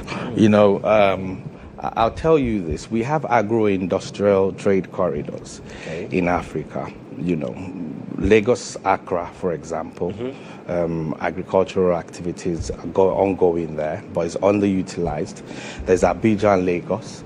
You know, there's Ouagadougou, Tema also. There are trade corridors. So the conceptualization of co-locating our farmlands around those trade corridors, setting up the industrial value chain infrastructure around those trade corridors, ensure that we have limited post-harvest loss, grave challenge to farmers. So farmers are able now to get their, you know, harvest to the markets easily, boosting their individual economies, you know, removing them from that, you know, poverty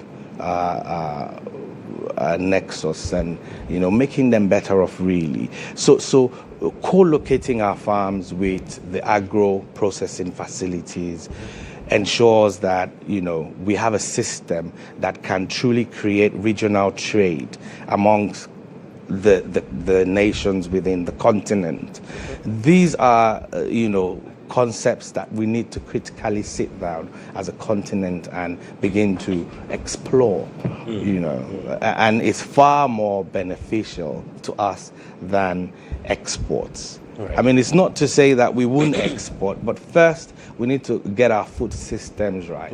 You know, and get the value addition game going, ensure food security locally, and then we become, you know, that giant that, you know, we're perceived to be. So is it the case that people do not know of these corridors you talk about, these trade corridors, and that could be the reason why they feel that exporting is easier than trading among Africans? No, not necessarily. So like I said, they're underutilized. Okay. Again, let me speak for my River Basin Development Authority. Right. Now, there is a dam in Lagdo in Cameroon. Now, there's an existing agreement which was recently reviewed in 2016 between Cameroon and Nigeria. Now, there is uncoordinated, I would say, releases of water from that dam every now and again down into Nigeria. Now, this creates flooding, you know, malaria, parasite menace, stagnated water, and IDPs, you know, internally displaced persons. This is the situation. Now, this can be transformed into an agricultural, you know, mastermind where, you know, if this water is captured, you know, by setting up strategic dams and, you know, co-locating in farms and operationalizing them around these dams and infrastructure, creating the necessary drainage and channels, you know, to these farms, you can transform that situation into, you know, something that's more economically, you know, profitable for us, rather than just, you know, expect the flooding and have, you know, billions of dollars every year spent on, you know, resettlement of the internally displaced peoples.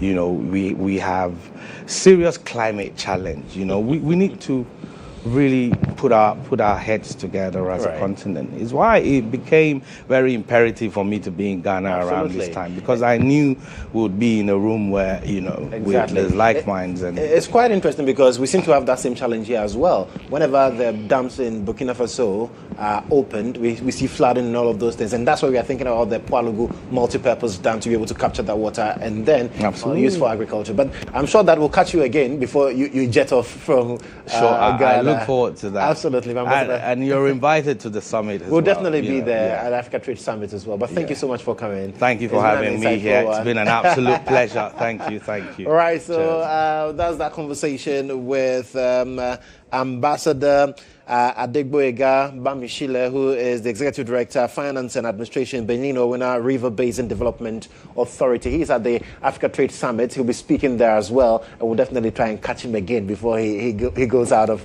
town. But thank you so much, Ambassador, for coming. Well, we've got other interviews scheduled for you. If you're here, you plan on getting married, you have $100,000 in your account or anything. We'll talk about that shortly, right after this break.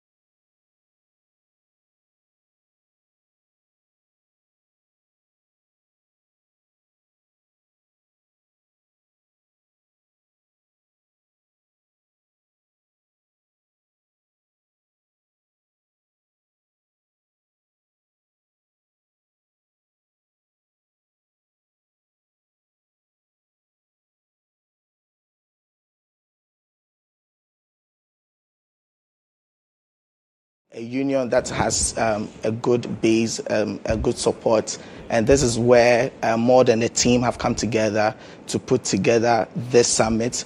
It's like a 5 range of experience, dynamic experience, where we have high level of summits. We have the live wedding experiences.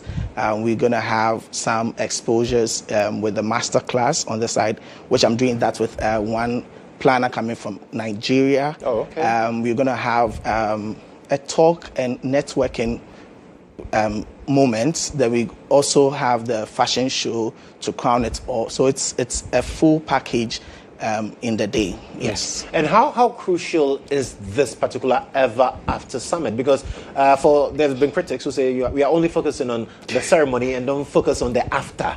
So how crucial is it that we are bringing all of that together? Yeah, so I mean, we are bridging the gap between just planning the normal weddings and rather having a sustainable meaningful marriages.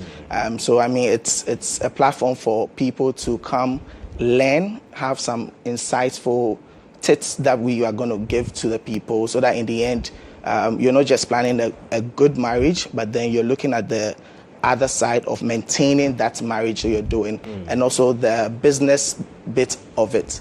So that's what we are trying to bridge together with the business ecosystem, with wedding and all that. Yes. You mentioned earlier that there's a talk that you would also be hosting with another person from Nigeria. Talk to me. What is that going to be about? Definitely, I am going to bring on board the approach of the less is more. That's something I really want to talk about. I mean, for people to personalize things and have that intimacy, because gone were the days, I mean, people are just used to the social media and they would want to do things to match up social media. But I mean, in 2026, we are trying to change the narrative that you need to have some personalization, have some intimacy, and be your authentic self. So, I mean, there are more to talk about, and I'm hoping that everyone will be there on Saturday. So who is supposed to be a part of this particular Ever After Summit? Ever After Summit is open to event professionals, also to couples that are engaged, and any other person that it's, interested with the wedding planning processes. Because there's a lot that we are going to give on that day. So once you have a fair idea, having some challenges with your wedding planning process is a good place to be at, yes. Because I know people have been planning their wedding for 8 years, and they're wondering what they are planning. But where is it happening? When is it happening? How can people get to be a part of it? Okay, so to be a part of it, you need to log on to the Ever After Summit website and register for free. Oh. Yes. Entry is free, and we're going to have enough to, get engaged during the day. It's going to happen at the Combos and Casas, which is in East Legon, along the Nana Chrome Road. Okay. Yes, and it's happening from 9 a.m. all the way to 7 p.m. This Saturday? This Saturday. Okay. Yes. 9 a.m. all the way to 7 p.m. Yes. And the venue is Combos and Casas. Yes. Oh, okay. Yes. I'm sure they can find that on Google Map or yes, any of those. it's very easy to locate it. It's a beautiful space. Yes. Fantastic. Yeah. And the registration platform.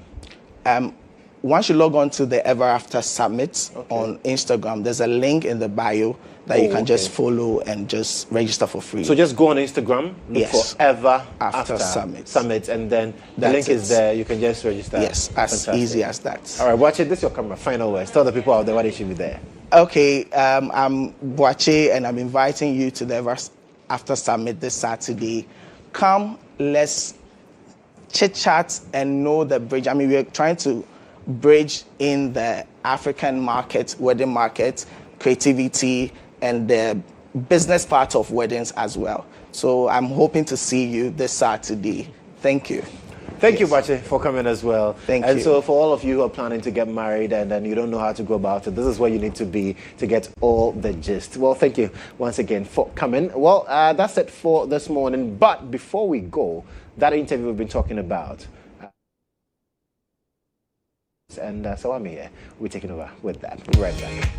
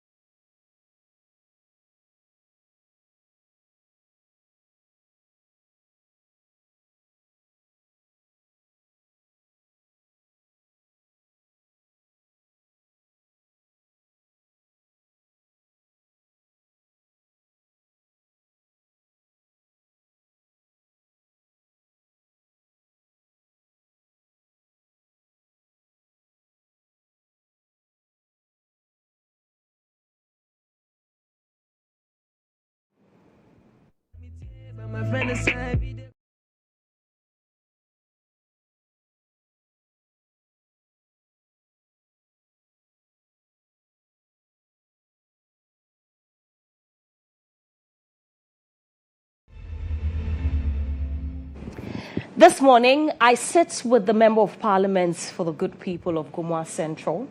He's a media personality. He's a political activist, and he's a man of many coats and colors. He does a lot of things. Many of you knew A+ when he used to sing, you know, and advocate for a better Ghana or a better society. Today, he's an independent Member of Parliament, and I haven't interviewed him since he became a Member of Parliament, have I? No, I have not. No. I've been trying to get him into the studio for a very long time. Good morning, Mr. Kwame Asare, or being popularly known as A+. How are you? Good. Good morning. Happy New Year. Happy New Year. How have you been, you know, juggling all of this, you know, as a first-timer? How's it going, and as an independent Member of Parliament? Yeah, it's been exciting. I think I've enjoyed it. You have? Yeah. Is Parliament anything different from what you expected? Yes, very. What are the realities? On UTV, when Empress is speaking, I can just cut her and say what I want to say. In Parliament, you have to catch the eye of the speaker, so you always have to wait until you have been asked to speak. Yeah, so you can't always have your way in Parliament. The rules are very clear. Yeah. What has surprised you most about Parliament? What has surprised me most about Parliament, I think that because of what we had done over the years, we knew a bit about the in and outs of Parliament. Right. So it doesn't come too much as a surprise. It's just that I think that parliamentarians are one. And we knew that all this while. What they portray and how people see parliamentarians out there and how they fight amongst themselves, NDC and PP. When you come to the House, parliamentarians are one. It's a house. You have the majority, you have the minority, but they're one people. Right. Yeah. Okay. You know, you're one of the most vocal people before you went into Parliament. Very critical of a lot of things that was done by government. Many say that they have seen a drop in that. Is it easier to criticize from the outside when you are not in as compared to when you are inside? I think that every day you grow, you have different ambitions, and so you don't wait until you are at a certain age before you decide to drop a certain norm. Okay. And then move on to what you hope to achieve. So I have moved on from talking about everything to talking about things that impact GHOne directly or indirectly. I'm not interested in what happens in Paga. Yeah, it's Ghana. We have to care about Ghana. But anything that does not affect GHOne Central directly is not something that interests me. Right. Yeah, we have been poor for God knows how long, and this is we have an opportunity to change our destiny. And every constituency has an MP. Every constituency has a district chief executive or an MC. They should concentrate on what happens there. If somebody, I am not paid to investigate corruption. I'm not paid to talk about everything that happens in Ghana. That is somebody's job. At this point, what I'm paid to do is to be a legislator and to take care of the people of GHOne Central and bring their issues. That is what I'm paid to do. And once I'm getting paid to do that, that is my core business. Right. You know, you run and won as an independent candidate in a system that is heavily dominated by political parties. What do you think that says about the voter behavior now? Because over time, we have all thought and assumed that Ghanaians are not ready to go outside the two political parties, NPP, NDC, but you have done it. Amihere Kwame Frimpong, Honorable Amihere Kwame Frimpong won in Asante Achim. Is it North? North. North, It's North, yes. And so it should tell you that people want to hear something, people want to see something being done. The Ghanaian voter is very, very different from the voter that we knew some 10 years ago. Anybody who wants to win, I can tell you how to win an election. The people are looking for development. That's the whole thing. Every Ghanaian today is looking for development. Is that to suggest that those who lost had not developed their constituency? They continue doing what they've been doing, and they were getting what they were getting, and the people were fed up with it, and so they voted against them. It doesn't mean they were doing something wrong. Everything that they were doing was things that we have done over the years. But the Gen Z voters are not looking for who wants to commission a KVIP. The Gen Z voters are not looking for who wants to spread propaganda. They're looking for who is doing what for me now. Akufo-Addo gave everybody free education. All the kids who went to school came back and voted against MPP in the last election. And it has to send a certain signal to the MPP. It's not about all the propaganda, because the kids today know that the money is not your money. It's government money that was used to pay our school fees. So why must I vote for you? They don't care about those things. What they care about is when we went to the school, what were we eating? Where were we sleeping? What conditions were we living in school? Okay, is it because we don't have money, or it is because we have heard that government is spending X amount of money bathing in the air?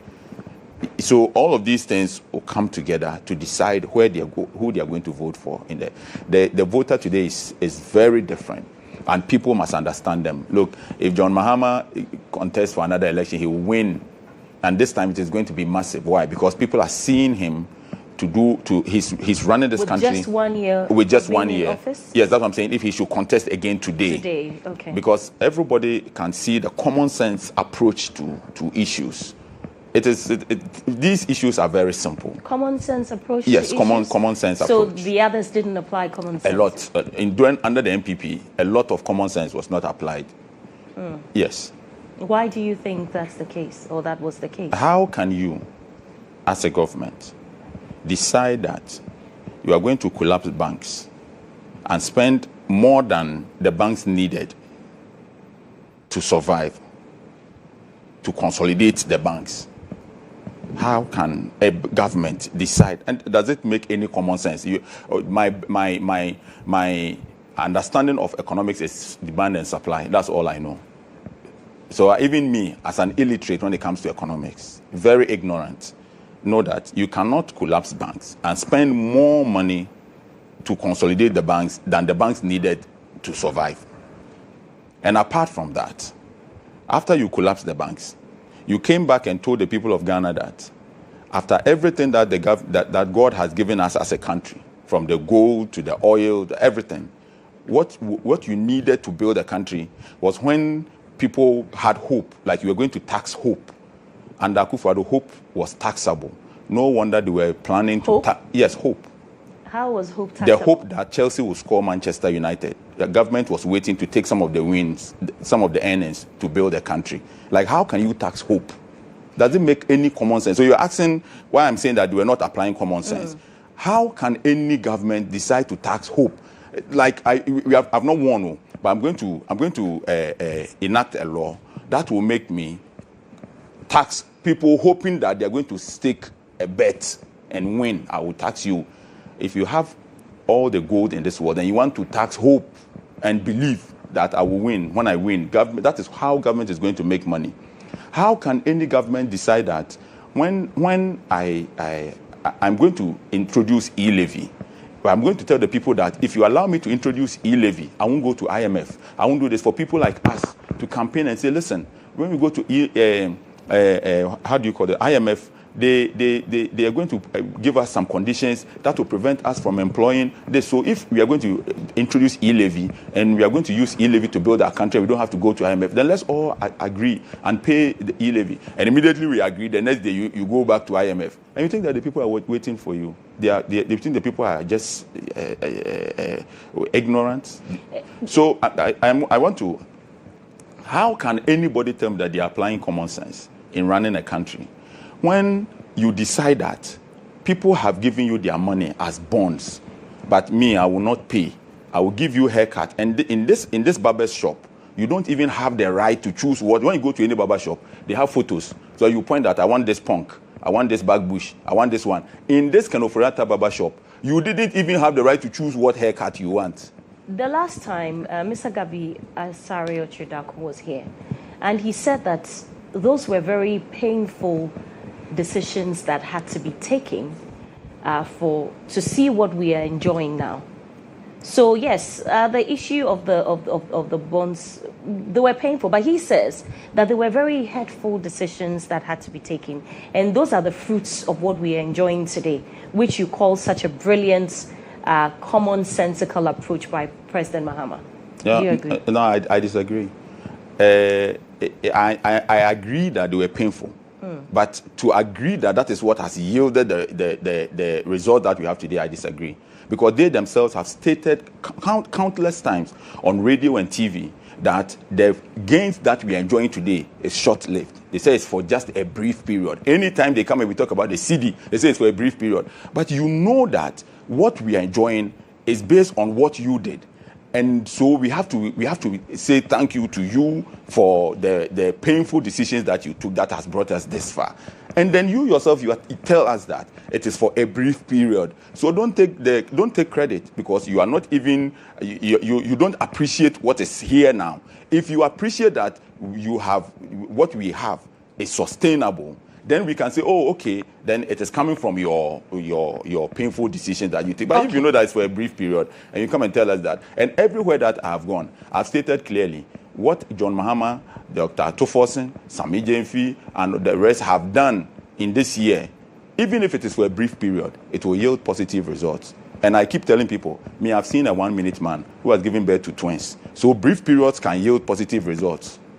Okay. We'll delve into politics deeper, but let's still stay around your seats and your constituency. There's some who say that you are an independent member of parliament only on paper, because 4 of you who are independent MPs have all decided to, caucus with a majority. Are you really independent? That's the law. If you don't have more than 7 members of parliament, you can decide to be independent, or you can decide to caucus with one of any of the caucuses in parliament. And so I don't know how we define independent. His Excellency the President is my friend, and he's a great guy, and I have to be part of ensuring that this time nobody is going to tell lies about John Mahama. When he built the new harbour, the Tema MPS place, it's a whole new harbour. We have not been able to tell Ghanaians that John Mahama built a new harbour. And so I'm part of the majority, and I'm independent-minded. I'm not a member of the NDC. I'm not a card-bearing member of the NDC. I am an independent-minded person. I don't know if I'll ever have a party card. I want to be free to say what I want to say and do what I want to say, do what I want to do. Political parties put you in a certain box, and it makes it difficult for you to operate. I don't want to be in that corner. Okay. However, I'll do business with the majority, always. Okay. There were reports that you were removed from the majority caucus's WhatsApp group because of your, issues with the AG, which was later denied. What's your relationship with the leadership in Parliament now, especially on the majority side? I have a very special... And even the AG? I have a very special relationship with the majority leader. Before I even became a member of Parliament, we had a place that we meet at night to have our own conversation. He's a good friend. Most people don't know my relationship with Honorable Majority Leader. As for the Honorable Dafi Amapo is my brother. We have a very good, and my girlfriend is Honorable Doyo.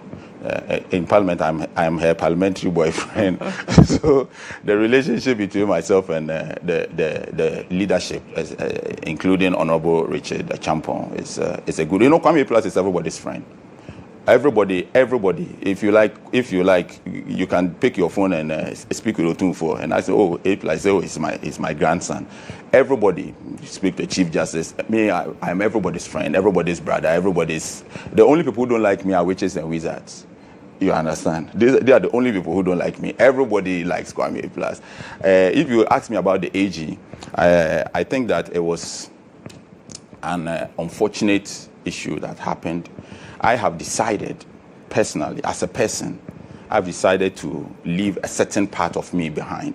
There's just too much work ahead. It is not because we cannot fight, but I have decided that from a certain point in my life, I don't want to go back. I don't want to be 60 before I start saying sorry to people. At this point, I have to move forward, focus, and do what I want to do for my people. And I don't want anything that affects His Excellency John Dramani Mahamed's presidency in any way. The AG, he knows me. If I am the same Kwame Plus, me, I don't do crime. I don't fear anybody. Me, you go and look in every book in Ghana, you won't find one crime against crime. Anything you hear people say is because they just want to come up with stories. I don't do crime. If we're AG, I don't fear. You can't do anything because I do not engage in crime. And I'm thankful to the leadership of Parliament, NDC. Unlike previously, when we were fighting with the government and the whole government machinery comes after you, with the NDC, the leadership made sure that issue was sorted, was solved instantly. And so I think that they have shown me so much respect, so much love, and I've also decided to reciprocate that. So yes, that issue is. So did you apologize to the AG? I issued an apology. Okay, personally to him. It doesn't. No, the AG didn't treat me right. However, I just want to leave that matter. Me, Lucy, let me tell you one thing about myself. When you start telling people, oh, I apologize, I did this, then they think that, oh, this guy is weak. Me, I can end anybody's career. Me, I don't engage in crime. If you make a mistake, I'll end your career. Like, simple and straight. When you say you like end the kind of things I will do, career, the kind of things I will do with you, the people who are working with you will just say, you know what, we don't want this issue. Just sit aside. I will end your career. Like, straightforward and simple. Why do you take pride in saying that? Yes, because people always want to treat people bad, and they enjoy it. Are you a bully? No, because if your response to when people come after you, quote unquote, is that I will end your career, that's bullying. Okay, so you yourself, you want to bully me. Because when I was telling you about the kind of person that I've become and the kind of things I didn't want to do, you are not interested. But when I said I'll end people's career, maybe the people they have some relationship with you, and so all of a sudden you have taken interest in that. But it's not a problem. You are bullying me. You want to bully me. I am not a bully. I'm telling you that in Ghana we enjoy stepping on people's toes. And when they don't say anything, say, oh, this guy is a good guy, you can cheat him. We're going to do business with A+. The business has not even started. Hey, this guy, you have to be careful. You want to cheat me. Why do you want to be careful? We have not started the business, you want to be careful. About what? If you do the business, this is yours, this is mine, and everybody goes home. We will be careful. So people love to treat people badly and go and get away with it. And immediately you start standing up to them, they think that you're a bully, they think you are disrespectful, they don't know the difference between arrogance and confidence. I just don't care. What I'm saying is that I have made a personal decision to just ignore. But that does not mean that you take advantage of that. If you take advantage of that, even God, some people ate his apple. One apple, 2,000 years, he's still angry up to today. Tomorrow he'll bring fire, Sodom and Gomorrah burn. He'll go and bring rain. One apple, God has not gotten over one apple 2,000 years. The last time, because people ate his one apple, the last time he brought tsunami, India Ocean, plenty people died. A Turkey earthquake, may his soul rest in peace. Achu died. One apple, one. And me as a human being, so when you are coming to step on my toe, I may decide to ignore. But know that, like God, I can get angry. I see. Anyone, let's go back to Parliament. You know, you can take a minute to process all that you have said. I know that. Okay, I'll take a break very shortly, but it's not promised on that. But you know, there have been conversations about how MPs are treated. Some say MPs are pampered because we never really get to hear about the salaries of members of Parliament. You campaign very heavily on accountability. Are MPs pampered? Let me just answer straight. I think that I made a mistake when you asked if I've seen things differently. Yes. Yes. So MPs are not pampered. That's the straight answer. Yeah. And the reason why I say that MPs are not pampered is because, so one day I was sleeping when I received a call that the president is coming to my constituency. So I asked the person, what time is the president coming? He said the president is on his way. So the president has a convoy with motorcade, and he's leaving Accra to GHOne, which is just around Winneba Junction. And I was sleeping in Spentex Road, and I have to be there before the president. How do I get there? And I received a call that morning when the president was on his way. So that was the day when I came to understand why MPs asked for sirens. Understand, the whole Ghana took this statement and said that A+ now says he wants a siren. I saw it on, there's one person that I admire. I read his, when I wake up, I pray, then I go on his page. Two people, Professor Prempe, Kwesi Prempe, and Kweku Azar. When I sleep, I pray to God and I go and check what they have said, because there are people that I really admire. But Kweku Azar wrote on his Facebook that A+ said he now understands why MPs requested sirens. Very soon, he will understand ex gratia. What is wrong with understanding something? Understand, because I have to get to this place at a particular time. So I understand.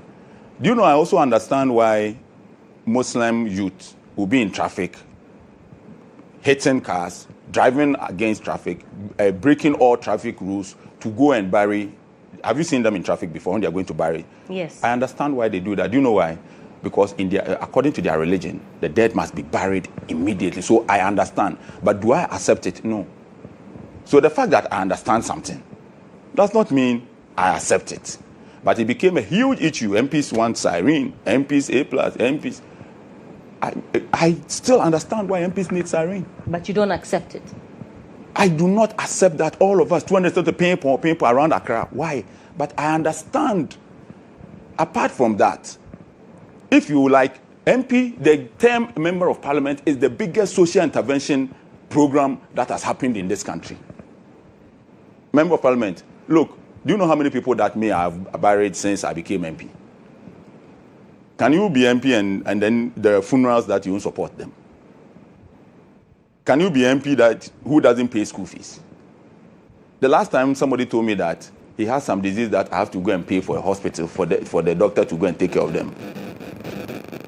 Do you know some of the demands that come as an MP? And the MP is the only one in the constituency who has direct access to the people to deal with the people's issues. Every month, if you are an accessible MP and you want to help people, you will spend more than 200,000 Ghana cedis. If you are accessible and you want to help people, if you want to help people, this town needs boreholes, this school needs furniture, this one, you will have to spend. How do you manage? Yes. So tell me, where is the pampering? And that is why I have stated that I need a certain period to put my people, to build a certain foundation for my people. I'm not that kind of person who wants to be in parliament forever. No. And I am not that kind of person who is desperate to stay in power. The kind of things that I'm doing for my people, the kind of plans that I have for them, if they find somebody better than me, they can go and vote for the person. Kwame Plus is not that kind of politician. You can't blackmail me with votes. Vote. Politicians must be strong, must be fearless, especially when they are doing the right thing. You see the demolition that is going on at Lagoon. Yeah. And you find people, we won't vote for you. Chew your voter's ID card. Go and chew it. Every town, every country that does not have town plan will never develop. Without town plan, you can't develop a country. We are in Ghana, and Chinese people come here and fill up lagoons because they want to build on it. Can you go to China and fill a lagoon? In China, can you cut a tree? So, politicians, especially parliamentarians, go through a lot. I know that the MP in the Kweshi area, by now he's shaking. Hey, what they are doing, I'm going to lose my seat. Let them vote against you. Let them know. Tell them in their face. Tell them to their face. We have to build this country. Don't be scared. If next election I don't win, what power will happen to Kwame Plus? Because I didn't win the next election, then what? You can go and bring somebody that you think that will allow you to fill up lagoons. So we are going through a lot. The only problem is that most of my colleagues, even four-time MPs, they are scared.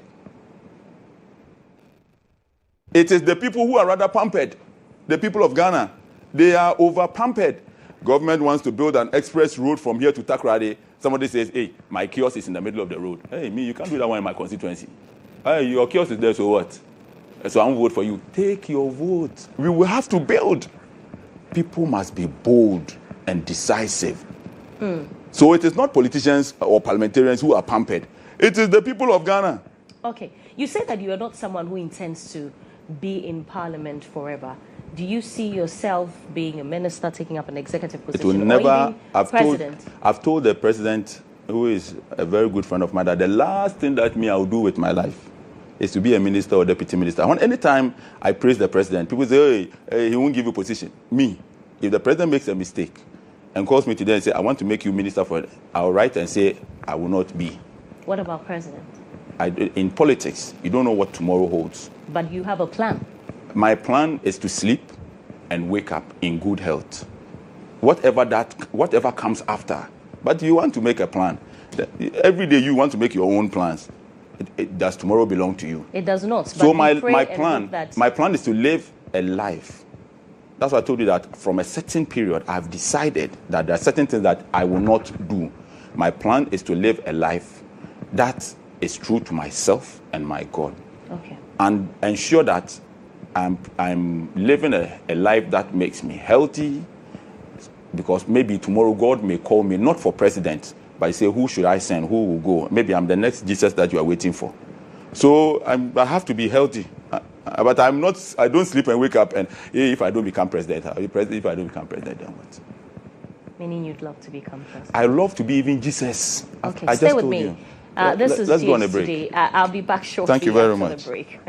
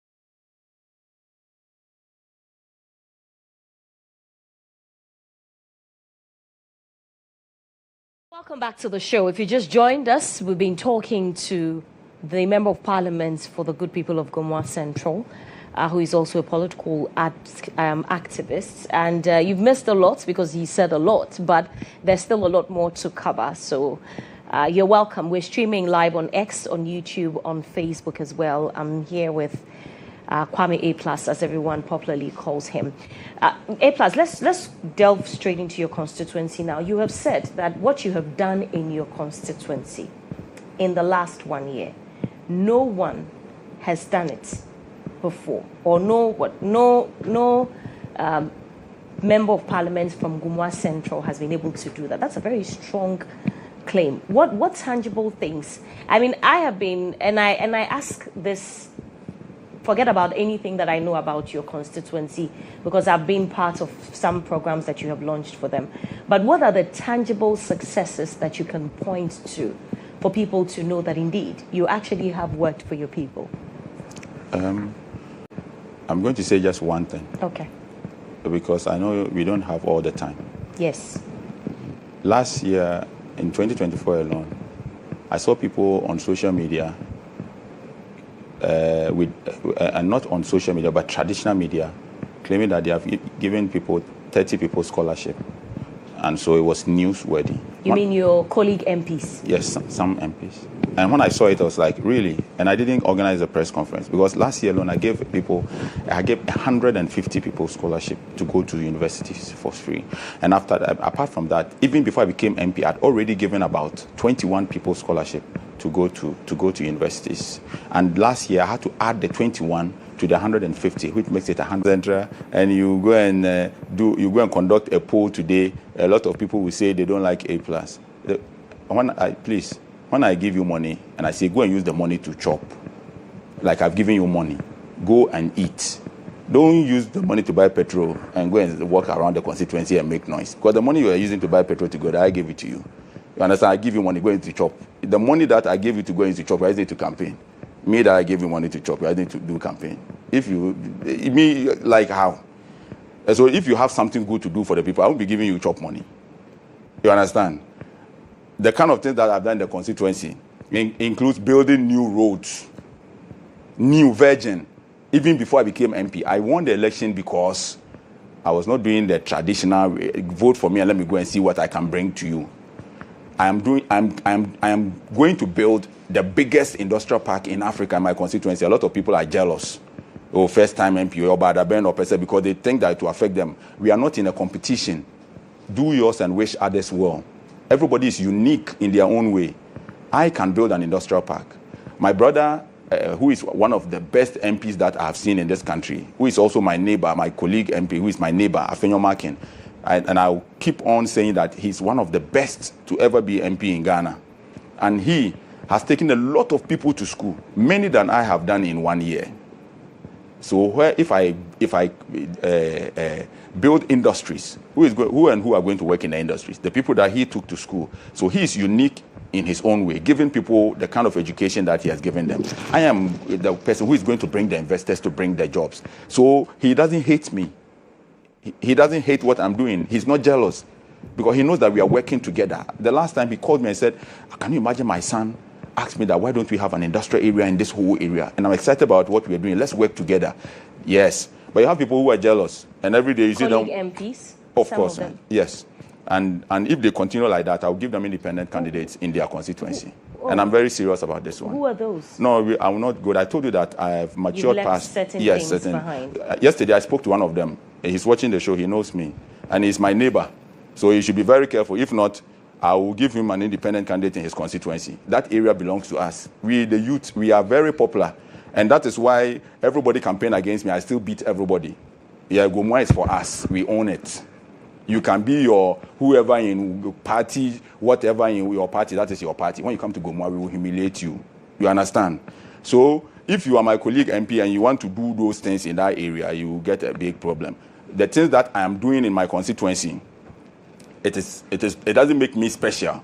Everybody is unique in their own way. So concentrate on what you can do You understand what I'm saying? I am not even interested in going to build existing roads. By the time I end my term, my first term as MP, I would have built a new road from Borfiedu to Gomua Manso, virgin through the forest. I would have built a new road from Gomua Manso to Dahom through the forest. I would have built a new road from Lomé to Dahom through the forest. These are the things that I think, and I would have laid the foundation to build the biggest industrial park in Ghana. There are a lot of people who say, oh, government, and you see, because you are independent, the people are going to, you cannot frustrate Kwame Plus. Okay. Speaking of that, I was present during the signing of that MOU for the economic zone for Gomua Central. What stage is it now? Yesterday we had community engagement. What we are doing is that Gomua has we have too much land. Central region itself has plenty land. The land is there. People come, they build 1 bedroom, 2 bedroom. The lands are not being utilized properly. Central region is on the second busiest trade corridor on the African continent. And if you have land on the second busiest trade corridor on the African continent, you have to leverage on that to bring in more, to bring in development. And yesterday we had community engagement with landowners. That was the first phase. You recall that not long ago there were some people who had some questions about their land and all. It was all over the news. But these are people who have come to understand what we are doing. Yesterday, 3 days ago, they were in my office. We had a very healthy conversation. They are very interested in the development that we are bringing. In a few months, we will get our developers license, which will declare our enclave as a free zones area. And people who are bringing their businesses in there will enjoy the benefits that free zones companies bring. That is not all that we are doing. What we are doing, we know that you can bring your produce in through free zones. His Excellency the President has introduced the 24-hour economy that people are going to see what benefit we are going to yield. Now there are some benefits, but it is going to be more than we are experiencing now. Now what we are doing is that we are signing an MOU with the African Union. So when I talk about Gomua Central Special Economic Zone, we are not just talking about doing something in our constituency. I keep telling people, don't worry about Kwame Plus. I know myself that my mind works. So you can say whatever, you can say it on TikTok. Me, I know that my mind works faster. And if that hurts you, I didn't say your mind shouldn't work. You to let your mind work. The brain is for working. So I know that when I have a free zones developers license and I develop a free zones area in Gomua, all the goods that are coming in for production, it's coming in duty free. There's so many tax incentives that companies will enjoy. And based on that, they'll move their businesses into my enclave because of the tax benefits that they are getting in that enclave. I also know that there are 1.4 billion people on the African continent. However, our GDP is 3.4 trillion. You go to China, they have 1.4 billion. However, their GDP is about 17 trillion. Why? Because here, the trade barriers are many. From here to Abidjan, you encounter about 70 trade barriers before you can take your goods produced in Ghana to Nigeria. There are about 70 trade barriers before you get to Nigeria. And so I'm signing an MOU with the African Union where we are going to come together to build this enclave. This is going to be an Africa Continental Free Trade and a GCSCZ partnership, so that the after African Union won't just facilitate trade across the continent, but it will also be part of production, so that goods coming out of Gomua can go to the entire 1.4 billion people on the African continent. Look, go to Ethiopia. They are building huge industrial parks. And we are human beings. We can also do it here.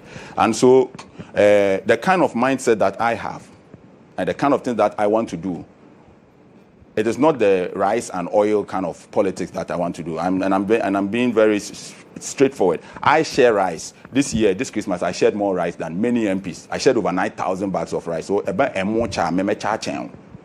know how to share rice and oil. But how is that sustainable? If we don't give our people food now, by the time we finish the development, they will be dead. That's why Jesus gave Peter fish. Chop the fish now, then I'll take you to God's kingdom. That's why he gave the people on the mountain bread and fish. He said, chop this one now. So I give my people rice and oil. But it doesn't end there. We will go ahead and industrialize our place so that in the near future, I don't have to share rice. They can buy rice for themselves. Okay, how do you reassure your constituents that this won't just be another signed MOU that has been abandoned? It is not just a signed MOU that has been abandoned. My constituents don't need reassurance. Anything that I've said I will do, they know that I'll do it. And they know that if I don't finish doing it, they know that I will never stop until it is done. And so it is not even about reassurance. It is, they know we are working together. And we are not just signing an MOU with AFTA. We are also signing an MOU with the Ghana Investment Promotion Center. The GIPC is going to join our, it's going to be part of our joint working committee. It's not just the GIPC, the Ghana Free Zones. Look, under GHOne Mahama, everything moves smooth. People don't understand. GHOne Mahama is a president who does not politicize development. Under GHOne Mahama, everybody, anything you want to do, please do it now. Even under GHOne Mahama, opposition people can win Supreme Court cases. Opposition people. Under Akufo-Addo, how are you going to win? We have reset the system. Today, under MPP, they know that the Chief Justice is an angel. Now they praise the Supreme Court. Tomorrow, when it goes against them, they shouldn't talk. But under GHOne Mahama, it is clear. What they did to Jachi Kwesi, GHOne Mahama is not doing to them. You understand? So, under GHOne Mahama, development moves fast. The GIPC boss, he will wake you up and say, we have to do this. Doctor, I keep talking about Dr. Mary Wusi. She will wake you up. And Latif, they will wake you up. Is this the same President Mahama you criticized in the past? Yes. And I'm excited that he went and he came back a better president. He himself has said that he has become a better person. He has become a better president. He listens. There's nothing wrong with criticizing people. If I were one of Jesus' disciples, I would criticize him. What will make you criticize him again? GHOne Mahama. Immediately he starts doing acting without common sense, then I will criticize him. Everything I said here, I will come. I supported E-Levy. Have you forgotten? I mean, I will never run away from anything that I've said, because Ken Ofurata told us that when we take E-Levy, if we accept E-Levy, we won't go to IMF. So we supported it, not knowing that he was doing the same matriculal kind of things that they've been doing. So if GHOne Mahama is not doing what is right, we will criticize him. But okay. I can promise everybody, the people of Ghana, GHOne Mahama is a different person. He's smart. He understands the system. He went, he sat down for 8 years, he learned, and Ghana is moving forward. And I believe that, I don't know if Do you still stand by calls for a third term for him? I have never called for a third term for His Excellency the President. You see? So what did you say? Please clarify this.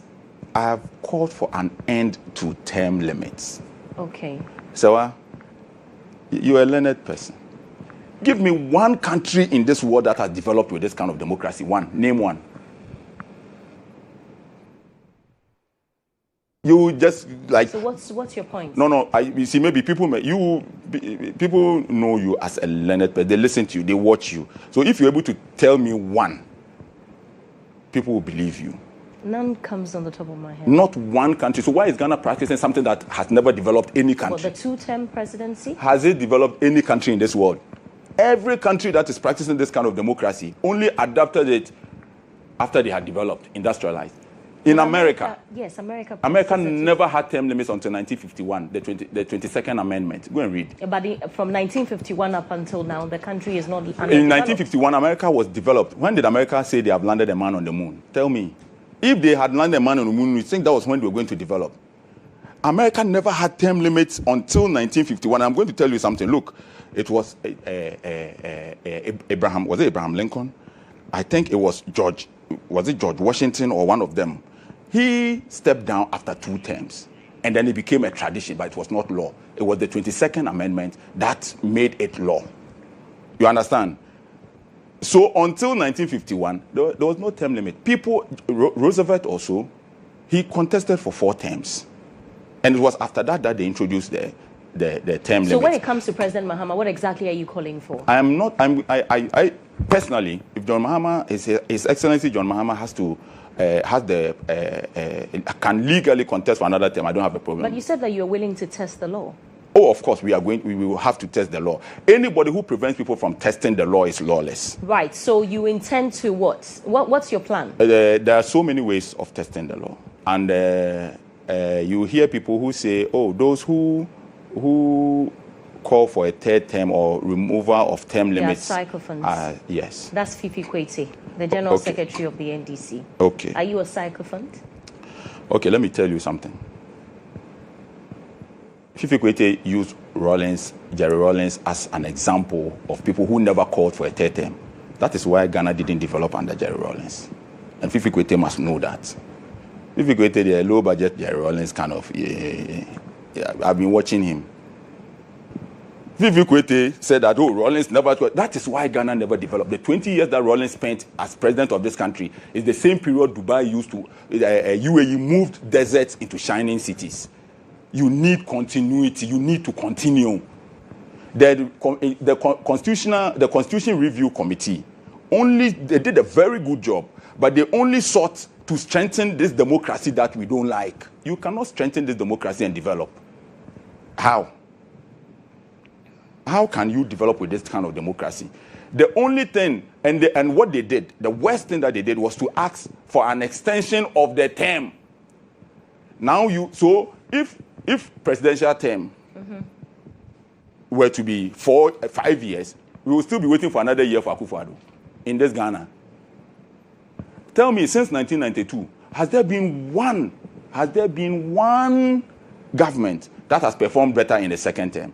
There is no incentive to perform because they know they are leaving. So every government comes, first term, by Papa Bo, first term. Second term, they don't perform because there is no incentive to perform.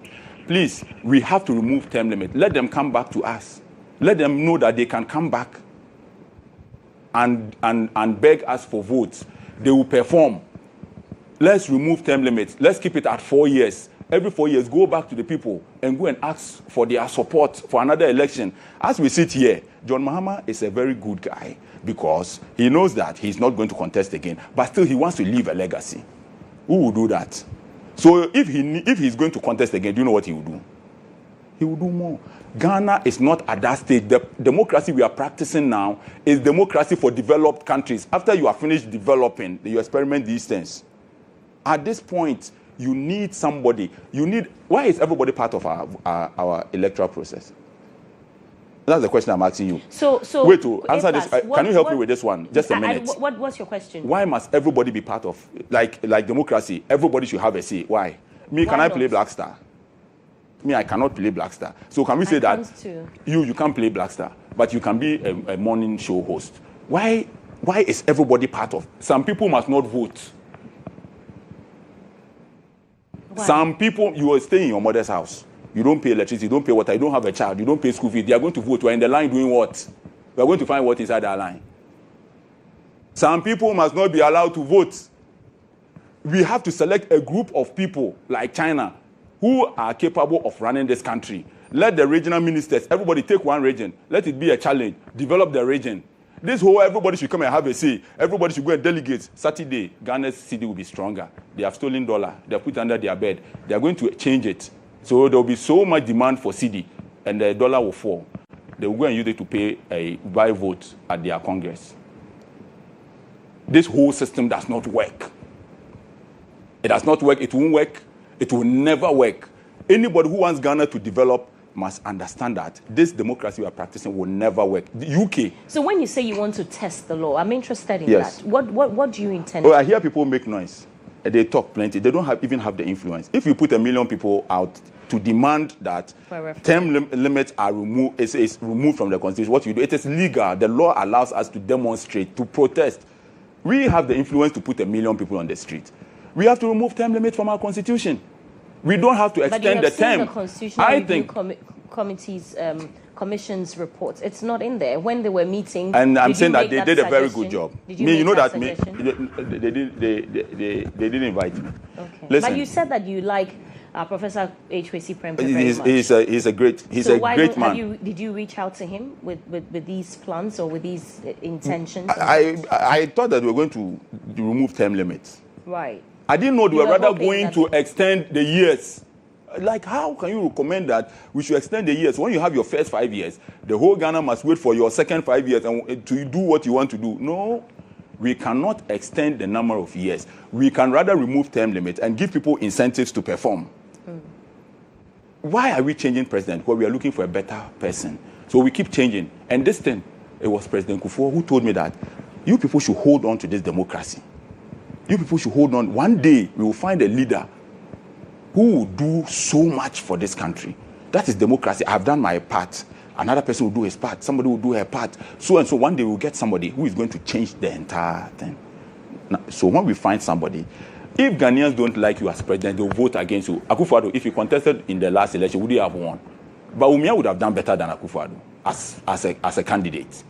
Why? Because the people did not like his governance. Okay. You were earlier when you were talking about the NDC, you said what President Mahama, what's Sami James-Fee, what Atufo Singh has done in 1 year will yield a lot of results. Yes. But talking about Sami James-Fee and the Gold Board, you've heard the minority raise concerns about, and even to an extent, the IMF, about the losses that the Gold Board trading has incurred, about $214 million. Yes. Are these not legitimate concerns? Okay, so according to the minority, we have lost $214 million. Is that correct? Now, according to the minority, the IMF also says so. IMF it came to clarify what they said. Yeah. So we cannot use the IMF. Let's leave the IMF out. Let's deal with the minority.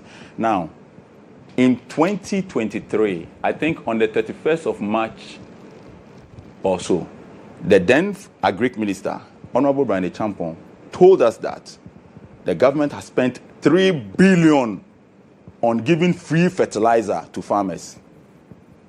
So is that true or not?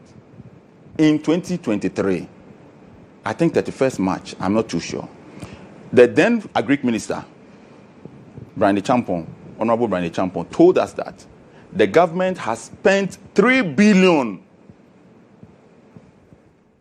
in providing fertilizer to farmers. They have spent $3 billion. Do you know what that $3 billion did? According to the then minister, it increased our GDP by 4%. $3 billion to take fertilizer and give. So do we call that a loss? Let's say, let's admit what the minority is saying, that we have lost $214 million. Let's admit.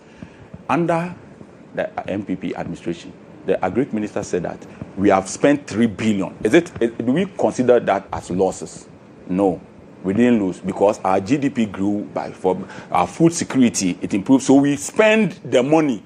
Spending money and losing money is not the same thing. We spent it on something that will improve our economy. Under the MPP administration, they introduced something called Ejapa. Ejapa didn't even take off. Let's say Sami James-Fee has lost 240, let's admit.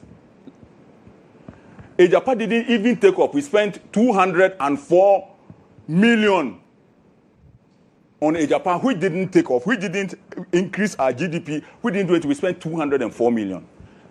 I know by now they are sitting home and they are saying that, oh, he's lying. We spent only $12 million. Multiply by 17. The dollar was at 17 by then. Multiply it. We spent 204 on something that, and do you know why we spent the money? So this 204 million was on administrative charges and preparation to list Ejapa on the British London Stock Exchange. And these people are the same people who are talking today. Under Sami James-Fee and His Excellency John Mahama, Atufo Singh and the governor of the bank, boys, I beg you, right now I want to make politics make simple. The way they lie you people for town, we take the thing go street. Make you listen. The brofu they talk for parliament, you people maybe you no go understand them. What are the talk be say? They say Sami James-Fee, he lose 214 million for Gold Board. That thing no be common sense. You know they make common sense. So under John Mahama and Sami James-Fee and Atufo Singh and Dr. Siama, the thing will happen be say, the money where we they put inside Gold Board, we they take that money to cushion our currency. So for the first time in so many years, when a currency be very strong, this time we know they talk about depreciation, the rate of depreciation. We are talking about the rate of appreciation. Last year, car way did they sell them 70,000. Today, 700,000. Today be 400,000. Because inside this world, when your currency get plenty reserve, where it the back If they make your currency, they make strong. So John Mahama create gold board, put some agency for their say. Now they can make I explain the thing to the boys for street. Because of time. We can explain now. John Mahama create gold board, make gold board stop smuggling. The people they smuggle wanna gold. They take gold, strengthen their currency for their country. Where John Mahama bring gold board. Now gold board they take all the gold. Now gold board they send the gold out. When they send the gold board, plenty dollars go come down. So we know they take CD, they chase dollar. Now dollar they chase CD, so make dollar make weak. You understand? So anybody who comes here to tell you that Sammy Jenfi has lost, what were they trying to do with the Japa? They were going to take our money, give the money to mining companies, let mining companies mine the gold, bring it to them so that they will take the gold and use the gold to cushion our currency. Okay. However, we are aware that the BOG governor has said that he is going to convene a meeting with CSOs, basically like a stakeholder engagement, to see the best solution forward in this issue. Is that not an admission that even though the whole gold board, program has been beneficial, there are structural issues that has to be fixed? So this one I know. Okay, boys, this one make we change. See, you see what you have just said. I know that you are just saying it because you are doing a morning show, and I understand. I don't understand what that means. Yeah, okay, so I understand. You don't worry about that. So if you say that, are there no issues? Didn't God create this world? God, Alpha, Omega, created the world. There were structural issues in the Garden of Eden. So you mean that there are issues, so it's okay? There can be issues anywhere. Right. But is it beneficial? If yes, let's go ahead. And this is a listening governor who has seen that, okay, what we are doing is very good. Now we need to bring people to come and also bring their ideas, and let's improve upon what we are doing. So last year, if you had to buy a house for $500,000, that was going to be about 8.5 million Ghana cedis. Today, the same house will cost you about 11 million. Haven't you saved more than 2-point-something million?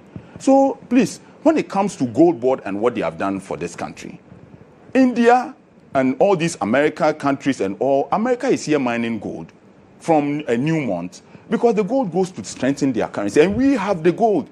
And John Mahama is not doing a Japa. That is going to be listed, registered in some island for a few people to benefit. So please, gold board is here. We build school. Don't we build school buildings? Please, do we say that the Ministry of Education has lost because we build school buildings? Government is not susu. Government is not savings and loans, where you put money and take returns. Okay.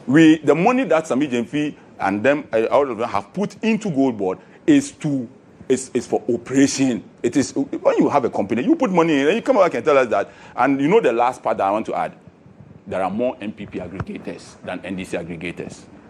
If they like this, we can put their company names on Facebook. Really? Yes. Who are they? They are benefiting more than who? I've changed. Yes. But I'm telling you, they should go and do a press conference and dispute that. Under John Mahama, many MPP people have been allowed to work with Gold Board. They are working with Gold Board. They are making noise. Okay.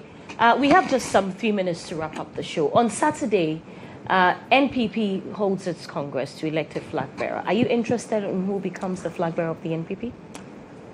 I'm interested in the whole conference. I'm very excited about it. Who becomes the flag bearer? They are all my people. Everybody is my friend. And I wish all of them well. Brian Champon is my big brother. And he's somebody that I really admire. The kind of development that he has brought to Kwawu is unprecedented. And I support him in to become NDC flag bearer. Honorable Ken de Japan, everybody knows my relationship with Honorable Ken. Dr. Bawumia, there's so many people who don't know that. Me, personally, Dr. Bawumia, I've said I like him just that he was vice president under Akufo-Addo.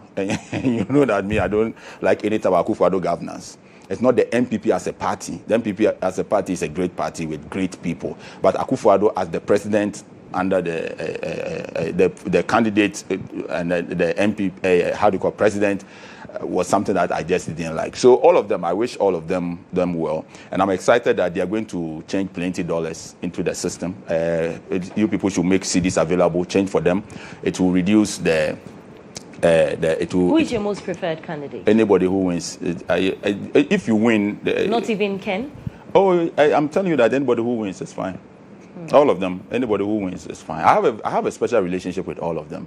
Okay. And I wish all of them. But there's not one person amongst them that I don't wish well. Okay. Yes. And what I wish is that they will win. Anybody who wins will strengthen the MPP. MPP is a great party with great people. And I wish that they could... we need a strong opposition. You understand? We need a strong opposition to be able to scrutinize government business. So anybody who wins should just make the party strong. Which politician do you respect the most? That is a tough one. For now, I think that I'll leave it with His Excellency, the President. I think he's a fantastic guy. But there are so many other people that I respect, like the Speaker of Parliament.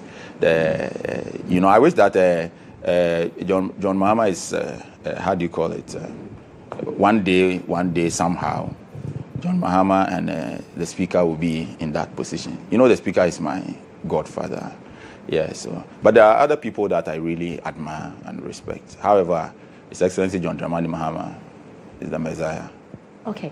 Many things have been said about you. Some say you're arrogant, you're rude. Yes. And what is the biggest myth about you that you think people, have believed? Yeah, I've had friends since I was childhood. They are still my friends. Dada Afko has been my friend. When my first daughter was born, I went with Dada Afko to the hospital to see her. That was like 20 years ago, and we are still friends. So Kofi has been my friend. Maxwell, Mark Brown's ex-husband. We've been friends. We have a group. We've been friends. Yausechi, all the boys. We've been together.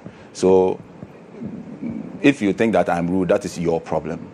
People don't like to be told the truth. People want to take advantage of people. People want everybody to be weak. I'm a very strong guy. These days, my strength is not in fighting with everybody. I just say it as it is. But if you ask everybody who knows me, they'll tell you that I'm the sister's brother, I'm the brother's brother, I'm the friend's friend, I'm the uncle's uncle. I'm everybody. I'm everybody's best friend.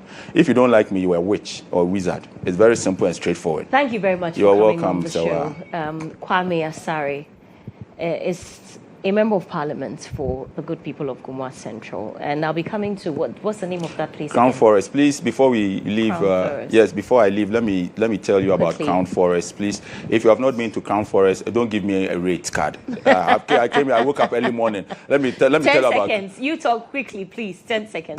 Please, if you have not been to Crown Forest, you are losing a lot. You have to come to Crown Forest Resort. In Gumwa Central, we are the only constituency in Ghana that has giraffe. Have you seen giraffe before?